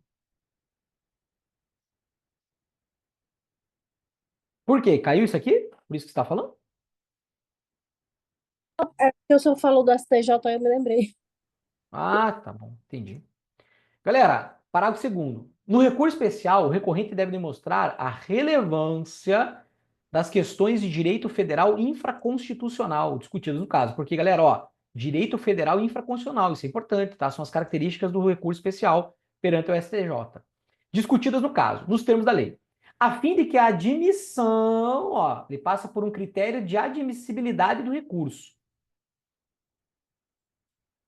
seja examinada pelo tribunal, o qual somente pode dele não conhecer, com base nesse motivo, pela manifestação de 2/3 dos membros do órgão competente para o julgamento. Haverá a relevância de que trata o parágrafo 2º deste artigo nos seguintes casos. Se forem ações penais, tem relevância. Se forem ações de improbidade administrativa, tem relevância. Se forem ações cujo valor da causa ultrapasse 500 salários mínimos, vai ter relevância. Se forem ações que possam gerar inegibilidade, tem relevância. Cuidado com esse inciso 4º aqui. Galera, ele está falando que é uma ação que pode gerar inelegibilidade. Não é ação de inelegibilidade. Não é ação de inelegibilidade. É uma ação que possa gerar inelegibilidade. É que agora, para técnico, a gente não estuda mais a 6490. Antes do edital a gente estudava. E lá na 6490, né, galera, onde ele traz as inelegibilidades absolutas ou relativas? Relativos. Na verdade, traz todas. Cuidado com a pergunta. A 6429 traz todas. Agora, o que a 6429 não poderia fazer era criar inelegibilidades absolutas. Tá? Criar ela não pode. Ela só poderia criar inelegibilidades relativas, porque só a Constituição Federal ela pode trazer inelegibilidades absolutas. Mas a própria lei, ela traz o analfabeto lá, por exemplo. Analfabeto é inelegibilidade absoluta. Tudo bem? E a própria lei traz. Então ela traz as duas inelegibilidades. Mas ela só pode criar, só pode, aliás, criar, né? Não só ela, mas também como a Lei Complementar 135, né? Que foi a lei da ficha limpa, né? Que alterou lá também. Então, ali, galera, nós temos várias hipóteses de inelegibilidade, né? Quem lembra lá da lei que a gente estudou, né? Acho que para analista ainda está no edital, a 6490. Com certeza, analista cai tudo lá, né? 6490. Aqui o que ele está falando não é que está tendo uma discussão sobre uma inelegibilidade. O que ele está querendo dizer é a decisão dessa ação vai enquadrar no rol da 6490. E aí vai gerar inelegibilidade. Então, cuidado. Ações que possam gerar inelegibilidade também serão admitidas com recurso especial aqui perante o STF, ok? Se não for declinada por 2/3 aqui dos membros do órgão competente para o julgamento. Legal? Hipótese em que o acórdão recorrido contrariar a jurisprudência dominante do próprio STJ. Legal. E outras hipóteses previstas em lei. Então, quando meter esse inciso 6º, e aí o Sebrasco cobrou faz 2 meses, né? O Sebrasco cobrou lá. Se o rol de relevância que a Constituição Federal traz para critério de admissibilidade de recurso especial perante o STJ, o rol era... Ele colocou, né? Por isso estava errada a questão. Ele colocou o rol é um rol taxativo na Constituição Federal. Errado, porque ele veio no inciso 6º e diz outras hipóteses previstas em lei. Beleza? Tudo bem? Sobre recurso especial aqui. Professor, Oi. o senhor poderia voltar um pouquinho na pergunta anterior? É porque a resposta, as pessoas responderam um monte de gente junto, não deu para eu entender.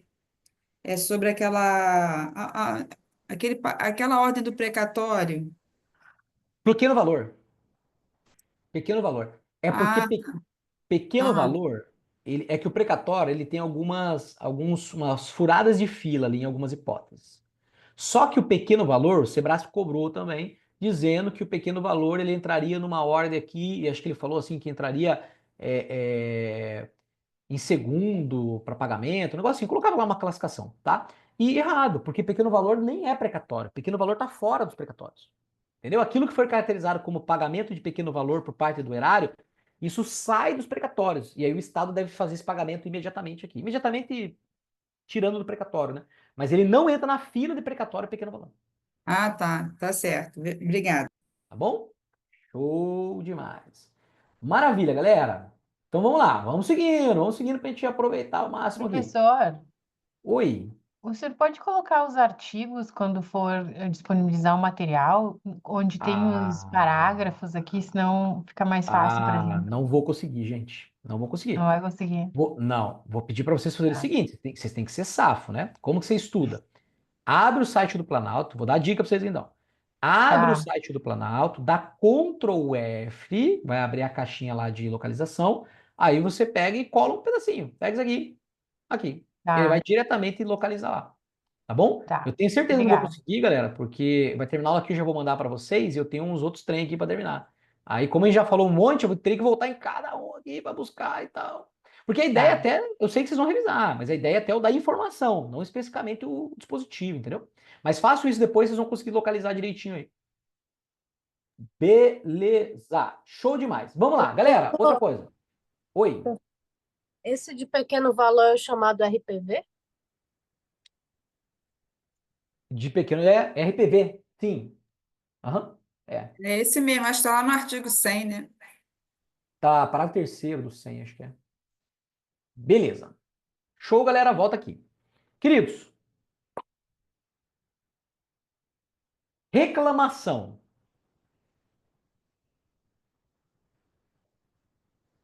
Só o STF pode receber reclamação? Não, qualquer tribunal que tenha sua jurisprudência desrespeitada, eu acho. Suas súmulas desrespeitadas. Superior. Inclusive o Ministério Público também. E reclamação constitucional? Só o STF? Vocês falaram com ar de dúvida. Porque, ó, vocês sabem que tem os dois, não é? Tem as duas coisas. A gente tem a reclamação e a gente tem a reclamação constitucional. Constitucional é só STF. Ótimo, agora eu senti um pouquinho mais de firmeza no trem aí. Deixa eu mostrar para os senhores aqui, ó. Vou pegar o STF como exemplo, tá? O próprio STF como exemplo. Deixa eu achar aqui, peraí.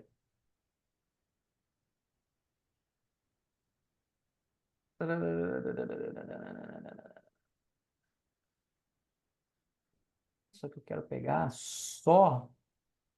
Ah, vai tudo mesmo aqui. É, no caso, qualquer pessoa, autoridade, pode fazer essa reclamação para o STF, né? Pelo descumprimento das suas decisões. Mas a ideia não é nem essa aí nem é cobrada em prova. O que é cobrado em prova é ele diferenciar o que é reclamação do que é reclamação constitucional. Vou até colocar do lado aqui que vai ser melhor. Ó, galera, aqui estão as competências de processar e julgar originalmente do STF. Originalmente dele. Originalmente dele. Aqui deixa aqui que está revogado. Deixa eu ver se eu tinha. Não deu, não adiantou.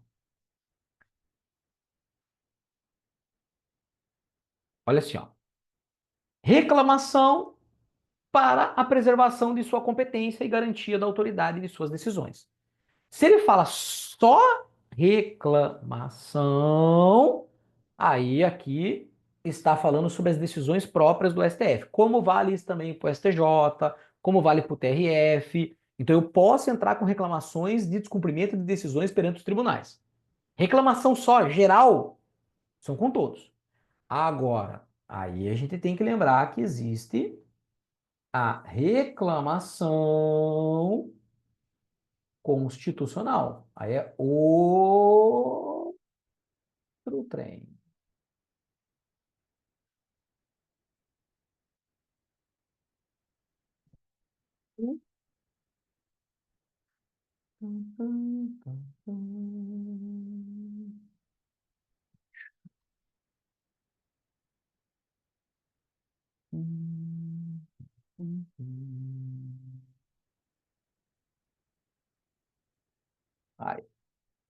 isso aqui.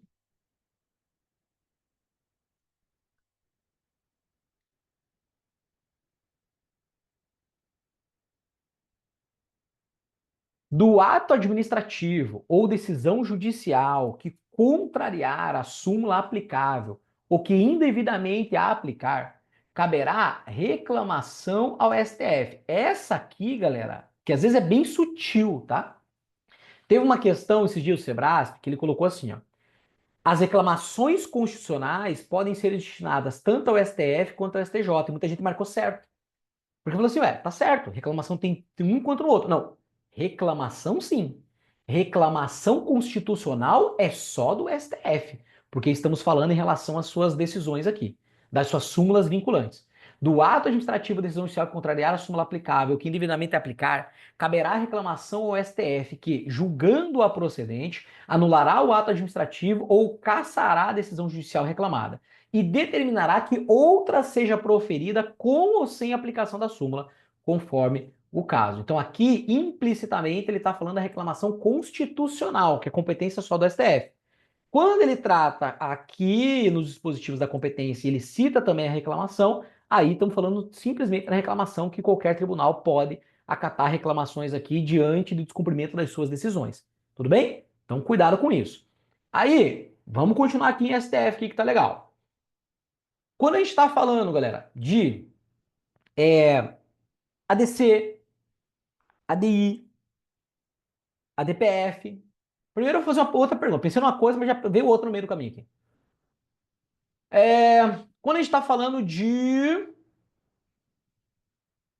ADC, ela cabe para qualquer ato de qualquer nível de ente público aqui? Não, Não, só federal. Não, só federal e estadual. Estadual. Só federal. Federal e Não, estadual. ADC só federal. federal. Menos município. Na ADC? Peraí, que eu tô confundindo ADI com ADC ADC. só ADC federal. só federal. Falei ADC, fui claro, não fui? Federal. Falei Não, eu que ADC. confundi. Tô falando que você Só leis e atos normativos gerais. Mas eu não tô falando também que você confundiu, eu tô usando como uma retórica. Calma, Hein? fica nervosa não, senão vai te atrapalhar domingo.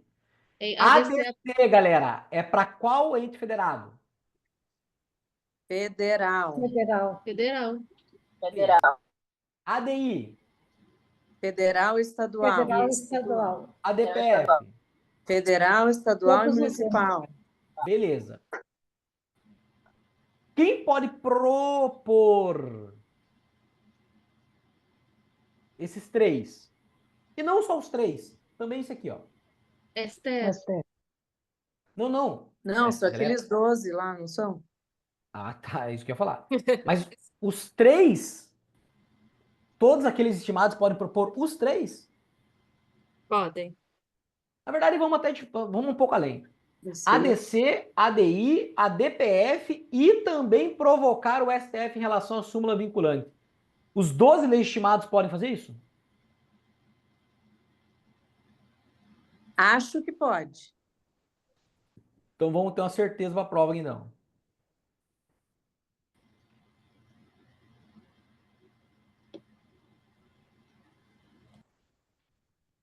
Sem prejuízo do que vier a ser estabelecido em lei, aprovação, revisão, cancelamento de súmula poderá ser provocado por aqueles que podem propor ação direta de inconstitucionalidade. E quem é a galera que pode propor ADI, ADC, ADPF e também súmula vinculante do STF? Esses caboclos aqui, ó. Vou colocar do lado aqui agora.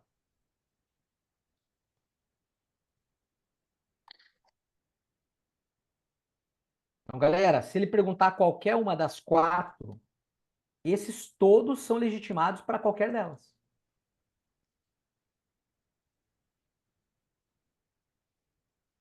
São 4 autoridades, 4 mesas e 4 órgãos genéricos aqui. Podem propor ação direta de constitucionalidade, ação declaratória de constitucionalidade, súmula vinculante, a DPF. Os 4, quem são os 4 autoridades? Presidente da República, governador do estado e governador do Distrito Federal são duas aqui, tá? Porque aqui também, ó, Procurador-Geral da República, o PGR. Então, Presidente da República, Governador do Estado, Distrito Federal e o PGR. Porque as mesas, vocês vão ver que ela vai seguir o mesmo rito aqui, ó. E tem que saber que são 4, tá? Não são 3, não. Você vai ver que vai ficar bem claro na mesa que você tem que diferenciar. Das mesas, são 4 mesas. A mesa do Senado, a mesa da Câmara, a mesa da Assembleia Legislativa, onde estão deputados estaduais, e a Câmara Legislativa do DF, onde estão deputados Distritais. distritais. Por isso que tem que separar mesmo, não é 3 não, são 4. Beleza? E 4 órgãos genéricos aqui. Conselho Federal da Ordem, é o Conselho, galera, não é a OAB, é o Conselho Federal. Partido político com representação no Congresso Nacional, ou seja, o partido político tem que ter um deputado federal ou um senador. Confederação sindical, não é sindicato, é confederação. Aqui não é a ordem, é o Conselho Federal. E aqui não é qualquer entidade de classe, é entidade de classe de âmbito nacional. Veja que é tudo pica aqui os negócios aqui. Beleza? Então esses são os 12 legitimados que nós possuímos aqui. Legal. Controle externo.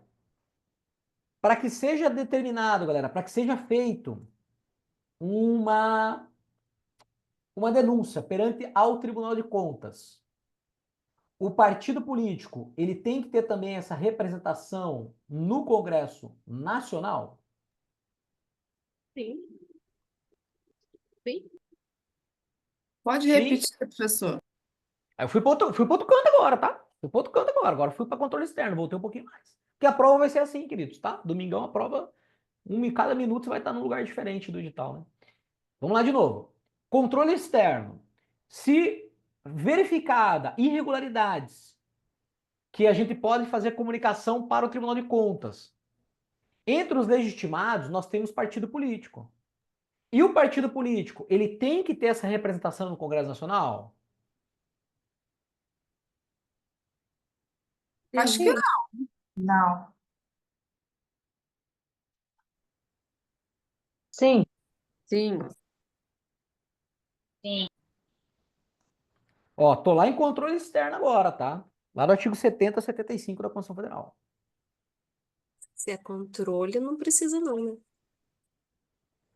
Não sei, perguntando pra vocês. Ó. Olha aqui, galera, parágrafo 2º. Qualquer cidadão, qualquer partido político, qualquer associação, qualquer sindicato é parte legítima para, na forma da lei, denunciar irregularidades ou ilegalidades perante ao Tribunal de Contas da União. Então, cuidado, que ele adora o Sebrasco colocar aqui que esse partido político que poderia proceder a uma denúncia verificada irregularidades, ele teria, porque, galera, em outros dispositivos a gente sabe, né? Ele diz que o partido político tem que ter representação no Congresso Nacional. Só que aqui não, aqui é qualquer partido político que poderia. Tudo bem? Isso aqui lá na parte de controle externo. Legal. Vamos Que aproveitar. facilita o controle, né? Sim, mais abrangente, né? Ótimo. Dá para ir por esse raciocínio aí. Beleza. Galera, Tribunal de Contas julga contas. Mas ele julga a conta de todo mundo? Não. O presidente da República, não. Isso. Na verdade, é até melhor vocês falarem chefe do Poder Executivo, tá? Por quê? Por questões simétricas, e ele fala do município, né? Lá no artigo 31 da Constituição Federal, ele fala do município. Por questão de simetria constitucional, os tribunais de contas, eles julgam todas as contas, menos de chefes do Poder Executivo. Então, isso é uma grande exceção que nós temos ali nas competências que não só do Tribunal de Contas da União, mas que é aplicado também aos tribunais de contas dos estados e também aquelas 5 exceções dos tribunais de contas dos municípios, né? Dos tribunais de contas de São Paulo e do Rio de Janeiro, Tribunal de Contas de Goiás, Bahia e Pará, que é dos municípios. Legal? Lembraram dessas exceções? Então, independentemente de qual tribunal estejamos falando, se é TCU, se é TCE ou essas 5 exceções de município, os tribunais não julgam contas do chefe do Poder Executivo. Eles fazem um parecer prévio e isso quem vai decidir são as respectivas casas legislativas que têm uma simetria também com o chefe do Poder Executivo. Tudo bem? Beleza. Outra coisa importante, galera. Quando o Tribunal de Contas, dentro das suas competências lá do artigo 71 da Constituição Federal... lembrando que quem é competente para o controle externo é o Poder Legislativo. E o Poder Legislativo, por não ter competência técnica, ele é auxiliado pelos Tribunais de Contas. E os Tribunais de Contas, para não receber um volume gigantesco de informações, os Tribunais de Contas, então, eles são apoiados pelos controles internos. Tudo bem? Então, vamos pensar no âmbito federal. Estamos falando que quem é competente é o Congresso. Quem auxilia o Congresso, tecnicamente, é o Tribunal de Contas da União. Só que o Tribunal de Contas da União, imagina ele receber uma licitação, aqui, ó, um processo de licitação desse tamanho, para ele ficar analisando tudo. Não! O controle interno primeiro analisa e vai mandar só o que o tribunal precisa para lá. Então ele vai apoiar o controle externo, a CGU, Contradoria Geral da União. Beleza? Exemplo no âmbito federal. Show! Aí, galera, o tribunal, dentro das competências dele, ele pode atuar em ato e contrato. Lembra lá? Ato, ele é unilateral. Contrato, ele é bilateral. Então, ele pode fiscalizar os atos administrativos e contratos da administração pública do Tribunal de Contas com toda certeza, e ele faz isso. Mas se ele tiver o Tribunal de Contas diante de uma irregularidade, galera, de um ato e de um contrato, como que ele deve proceder? O ato ele pode sustar, o contrato ele comunica à Câmara dos Deputados. Ótimo, essa é uma outra diferença também aí de uma peculiaridade das competências do Congresso Nacional, do Tribunal de Contas, tá? O ato administrativo, ele diretamente, tá irregular, para tudo. Já o contrato não, ele comunica ao Congresso para que o Congresso tome as providências. Se a Constituição Federal fala, se o Congresso não tomar as providências, tá? Se o Congresso não tomar as providências, aí sim a gente vai... aí sim o Tribunal de Contas é ele que toma para ele a responsabilidade. Mas desde que o Congresso Nacional não faça nada, né? Ele se omita e aí volta para o Tribunal de Contas aqui para que ele tome essa decisão. Tudo bem? Legal. Dentro da última aqui, tá? Controle, inclusive, né, galera? O controle da administração está dentro do direito administrativo, né? Só que o artigo 70, 75 e 31 da Constituição Federal trazem controle, que é o controle externo. Estrito sensu, né? Porque o lato sensu é tudo que está fora. E o controle externo estrito sensu é o controle externo que é competência dos poderes legislativos auxiliados pelos tribunais de contas, né? Professor, Oi? tem Oi. diferença sustar o ato e o contrato? Como assim? Diferença em que E sentido? assim, Quem eu vi uma diferença que o TCU ele pode sustar o ato ilegal, mas o contrato é o Congresso Nacional quem susta. Menina, onde é que você estava? Foi o que a gente acabou de falar. A gente acabou de falar. Eu não tinha entendido que o senhor tinha falado isso, mas então tá. Não, tanto que, na verdade, a colega respondeu. Né? Que eu falei, galera, como é que é o caso do ato? Eu digo, ó, ato, eu até falei, ó, ato é unilateral, contrato é bilateral. Como que o Tribunal de Contas se porta quando ele encontra uma irregularidade num ato e no contrato? Aí a nossa colega que respondeu, eu reforcei. O ato, ele susta diretamente. O contrato, ele tem que fazer a comunicação ao Congresso Nacional. Eu até falei, galera, e se o Congresso Nacional for omisso, se omitir, não fazer nada, aí sim retorna para o Tribunal de Contas para que ele tome as providências. Tá bom de falar. Maravilha. Entendi. Tá, desculpa aí. Não, tá tranquilo. Beleza, galera. Pera aí, que eu vou fazer uma pergunta no Tribunal de Contas. Pera aí, deixa eu voltar aqui para lembrar o que é. Tá. Uma das competências que o tribunal tem, galera, é de fazer o registro das nomeações que ocorrem dentro da administração pública. Então, vocês, né? Lembra lá a história do Moreno da INSS? Quem descobriu foi o Tribunal de Contas, cara, da União. Ele descobriu que o cara entrou nas cotas de afro e não era afro coisa nenhuma. E o Tribunal de Contas descobriu. Primeira pergunta, nem ia fazer essa, mas já veio no meio do caminho também. Qual é o prazo que o Tribunal de Contas tem esse ato complexo? Qual é o prazo que o Tribunal de Contas tem, galera, para que ele possa analisar, prazo decadencial, inclusive, que ele possa analisar esse ato? 5 Oi? anos. 5 anos da chegada. Isso, Quando, da quando da chegada. chegada. Enquanto não chegou para ele, faz 10 anos que o ato aconteceu. Chegou para o Tribunal de Contas? Não. Então, não ocorreu decadência. É da chegada para a informação para ele. Depois desse prazo, salvo se for uma ilegalidade causada por quem foi beneficiário, aí sim, por exemplo, esse caso do Moreno da INSS. Mesmo que o Tribunal de Contas tivesse visto depois dos 5 anos, galera, não ia pegar o prazo decadencial, não ia pegar esse caso. Por quê? Ele que causou a ilegalidade. O próprio beneficiário causou. Então, quando ocorre isso, transcende o prazo decadencial de 5 anos. Tudo bem? Beleza? E aí é o seguinte. Quando ocorre isso, galera, o Tribunal de Contas, ele faz a nomeação de todo servidor público? Ele vai proceder ao registro de nomeação de todo servidor público? Exceto comissão. Vamos até pegar esse dispositivo aqui para a gente ir para outro assunto.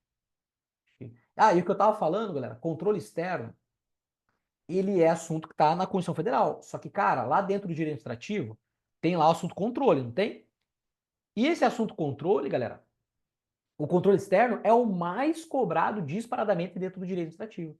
Por isso que você tem que ser pós-doutorado aí do 70, 75 e o 31, tá? Porque o 31 fala bastante lá também no âmbito dos municípios, né?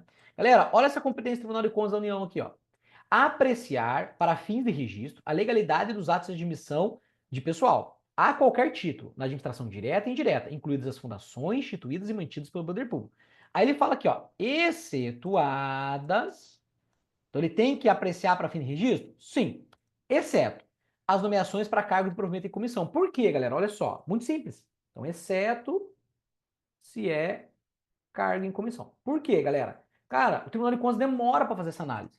Então, daqui 2 anos, quando o Tribunal de Contas for fazer, a tendência, galera, é que a pessoa não esteja mais nesse cargo de comissão. A tendência é muito forte, muito grande, que os cargos de comissões eles vão mudando, inclusive por conta de mudança do governo propriamente. Então, como demora muito, a própria Constituição Federal falou, ó, nesse caso não, mas cuidado. O Tribunal de Contas ele pode fiscalizar essas nomeações?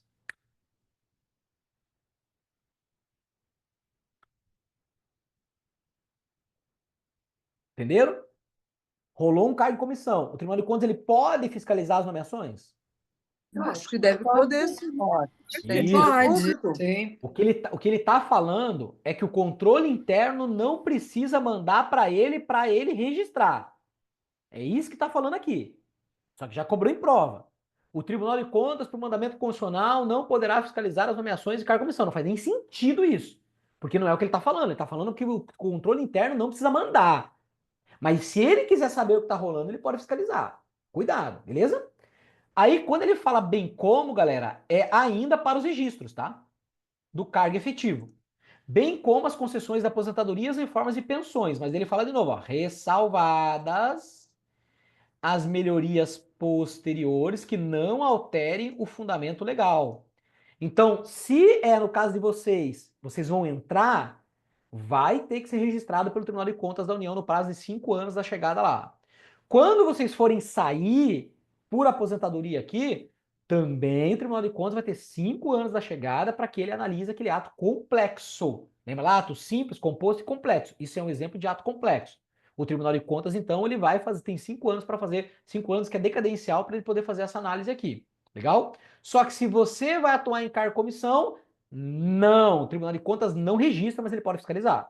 Se você vai ter melhorias posteriores na sua aposentadoria, reforma e pensão, melhoria posterior que não altere o fundamento legal, não precisa também. Então, o que não precisa? O que está em amarelo. Cargo em comissão e melhorias posteriores da sua aposentadoria, reforma e pensão. O que é isso? Muito simples, cara. Você se aposentou.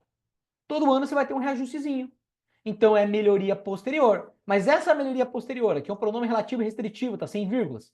Essa melhoria posterior não alterou o fundamento legal, cara. Não mudou o fundamento legal da aposentadoria. Simplesmente está te dando um aumento. Então, isso, claro, que o Tribunal de Contas não vai ficar controlando se a conta está certa, se tinha que ter aumento ou não. Mas, de novo, se ele quiser, ele pode fiscalizar também esses aumentos aqui? Pode. Ele só não vai exigir que o controle interno, por mandamento constitucional, mande. E é lógico, galera, tem muito trabalho no Tribunal de Contas. São detalhes aqui que não faz sentido. É só se ele quiser fazer essa fiscalização, aí ele poderá. Beleza? Show? Maravilha.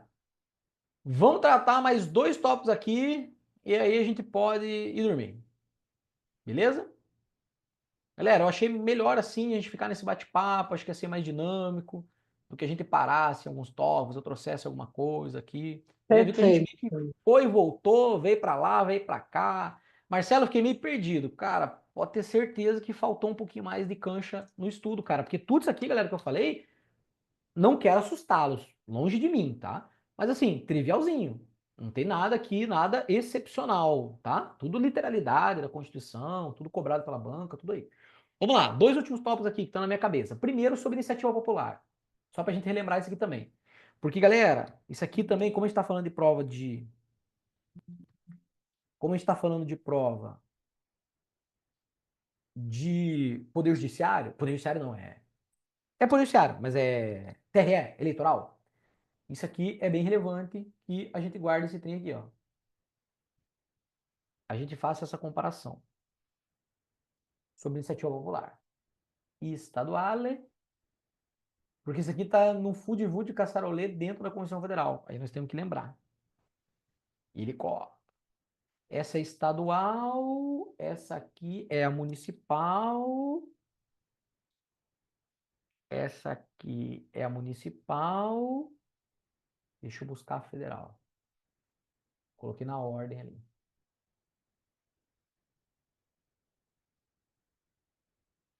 E aí, assim, qual artigo é, Marcelo? Cara, tá em 3 artigos diferentes. Faz aquela dica que eu dei para você aqui lá. Ó, então ele fala aqui, iniciativa popular, de novo esse trem aqui, bicho. Iniciativa popular. Lembrando, né, que é a forma direta do exercício da soberania popular, né? Plebiscito, referendo, iniciativa popular. E aí a Constituição Federal vai dizer, aqui no âmbito do município,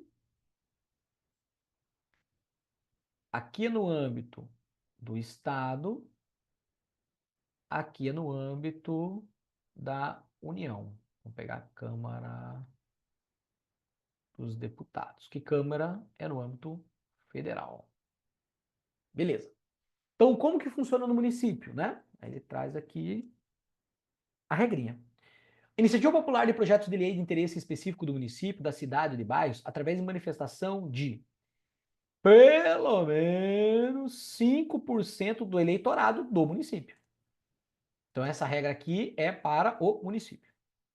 No caso do Estado, a Constituição Federal não fala. Ela diz que uma lei ordinária estadual é que vai dizer como será a iniciativa popular no Estado. E às vezes ele coloca esse caso aqui falando que isso é no Estado. Não, Estado não. A Constituição Federal não fala do Estado. Beleza? Ela diz que uma lei federal, uma lei estadual, lei ordinária, né, é que vai decidir. E da União.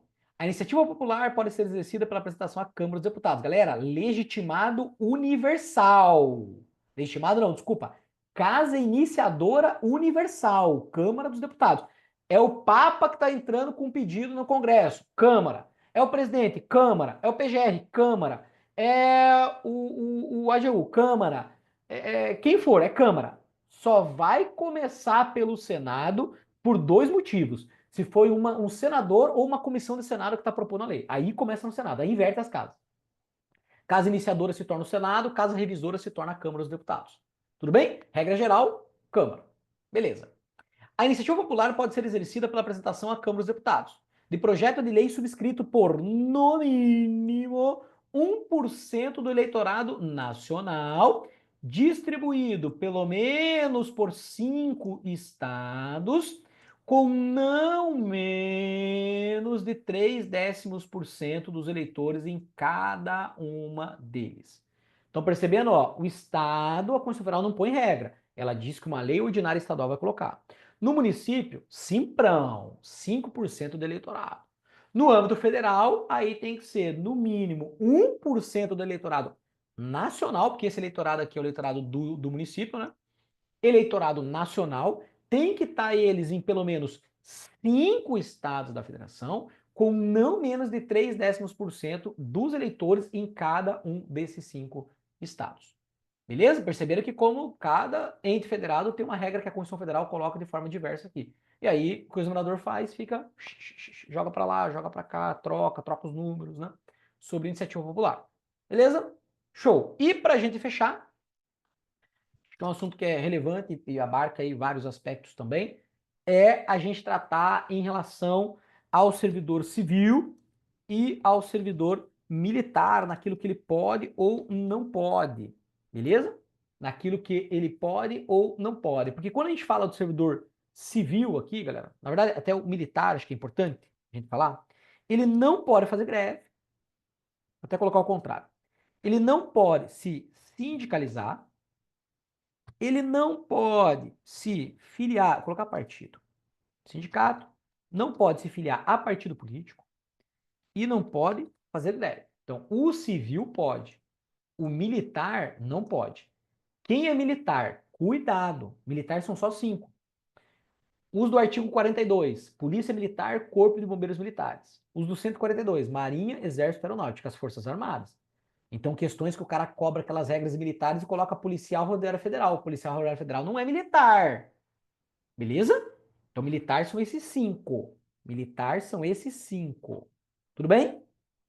Só que tem um detalhe aqui importante na greve, né? A gente sabe disso. Na greve, galera, não só esses 5 não podem fazer, mas também a galera da segurança pública. Lá do artigo 144. Então, quem que também não pode fazer greve além dos militares? Polícia Federal, Polícia Rodoviária Federal, Polícia Ferroviária Federal, Polícia Civil, Polícia Penal, Guarda Municipal e agentes de trânsito. Eles não podem também exercer o direito de greve aqui, a despeito de eles serem civis. Mas o direito de greve, além de não poder para os militares, também para toda a galera do 144, que é da segurança pública, não pode. Beleza? Então cuidado só com essa diferença aí. Mas o civil vai poder sindicalizar, vai poder fazer partido político, vai poder se filiar a partido político, pode fazer greve, desde que esse civil não esteja abarcado pelo artigo 144 da Constituição Federal, que é a galera de segurança pública. Beleza, galera? É isso, meus amores. É isso, é o que dava em 2 horas aí pra gente poder brincar. E você vê que eu sou bem dinâmico e vou indo rápido para tentar mais informação, claro que dentro de uma certa qualidade, né? Não adianta também vir aqui e vomitar o trem aqui pra vocês. Porque a ideia é assim, cara, vocês já estudaram tudo isso aqui, né? A ideia é talvez uma outra coisinha, lembrei, beleza, pô, cuidado com isso aqui, cuidado com essa palavra tal, cuidado com esse conceito, né? A ideia é essa, né? Beleza, galera? Show, ó, não vou nem conseguir ler o chat ali. O chat acho que tem umas 200 questões, mais ou menos. 200 questões não, umas 200 mensagens ali. Tem 200 mesmo, umas 200 mensagens ali. Mas enfim, eu vou mandar esse material para o CA, tá? Para vocês aí, eventualmente, eu sei que vocês tiraram print, alguma coisa, poder ver onde está na Constituição Federal. E aí amanhã nós vemos a eleitoral, vocês estamos juntos amanhã, para a gente fechar esse trem aí. Vamos brincar um pouquinho lá, dentro de direito eleitoral. Maravilha, galera? Ô, professor.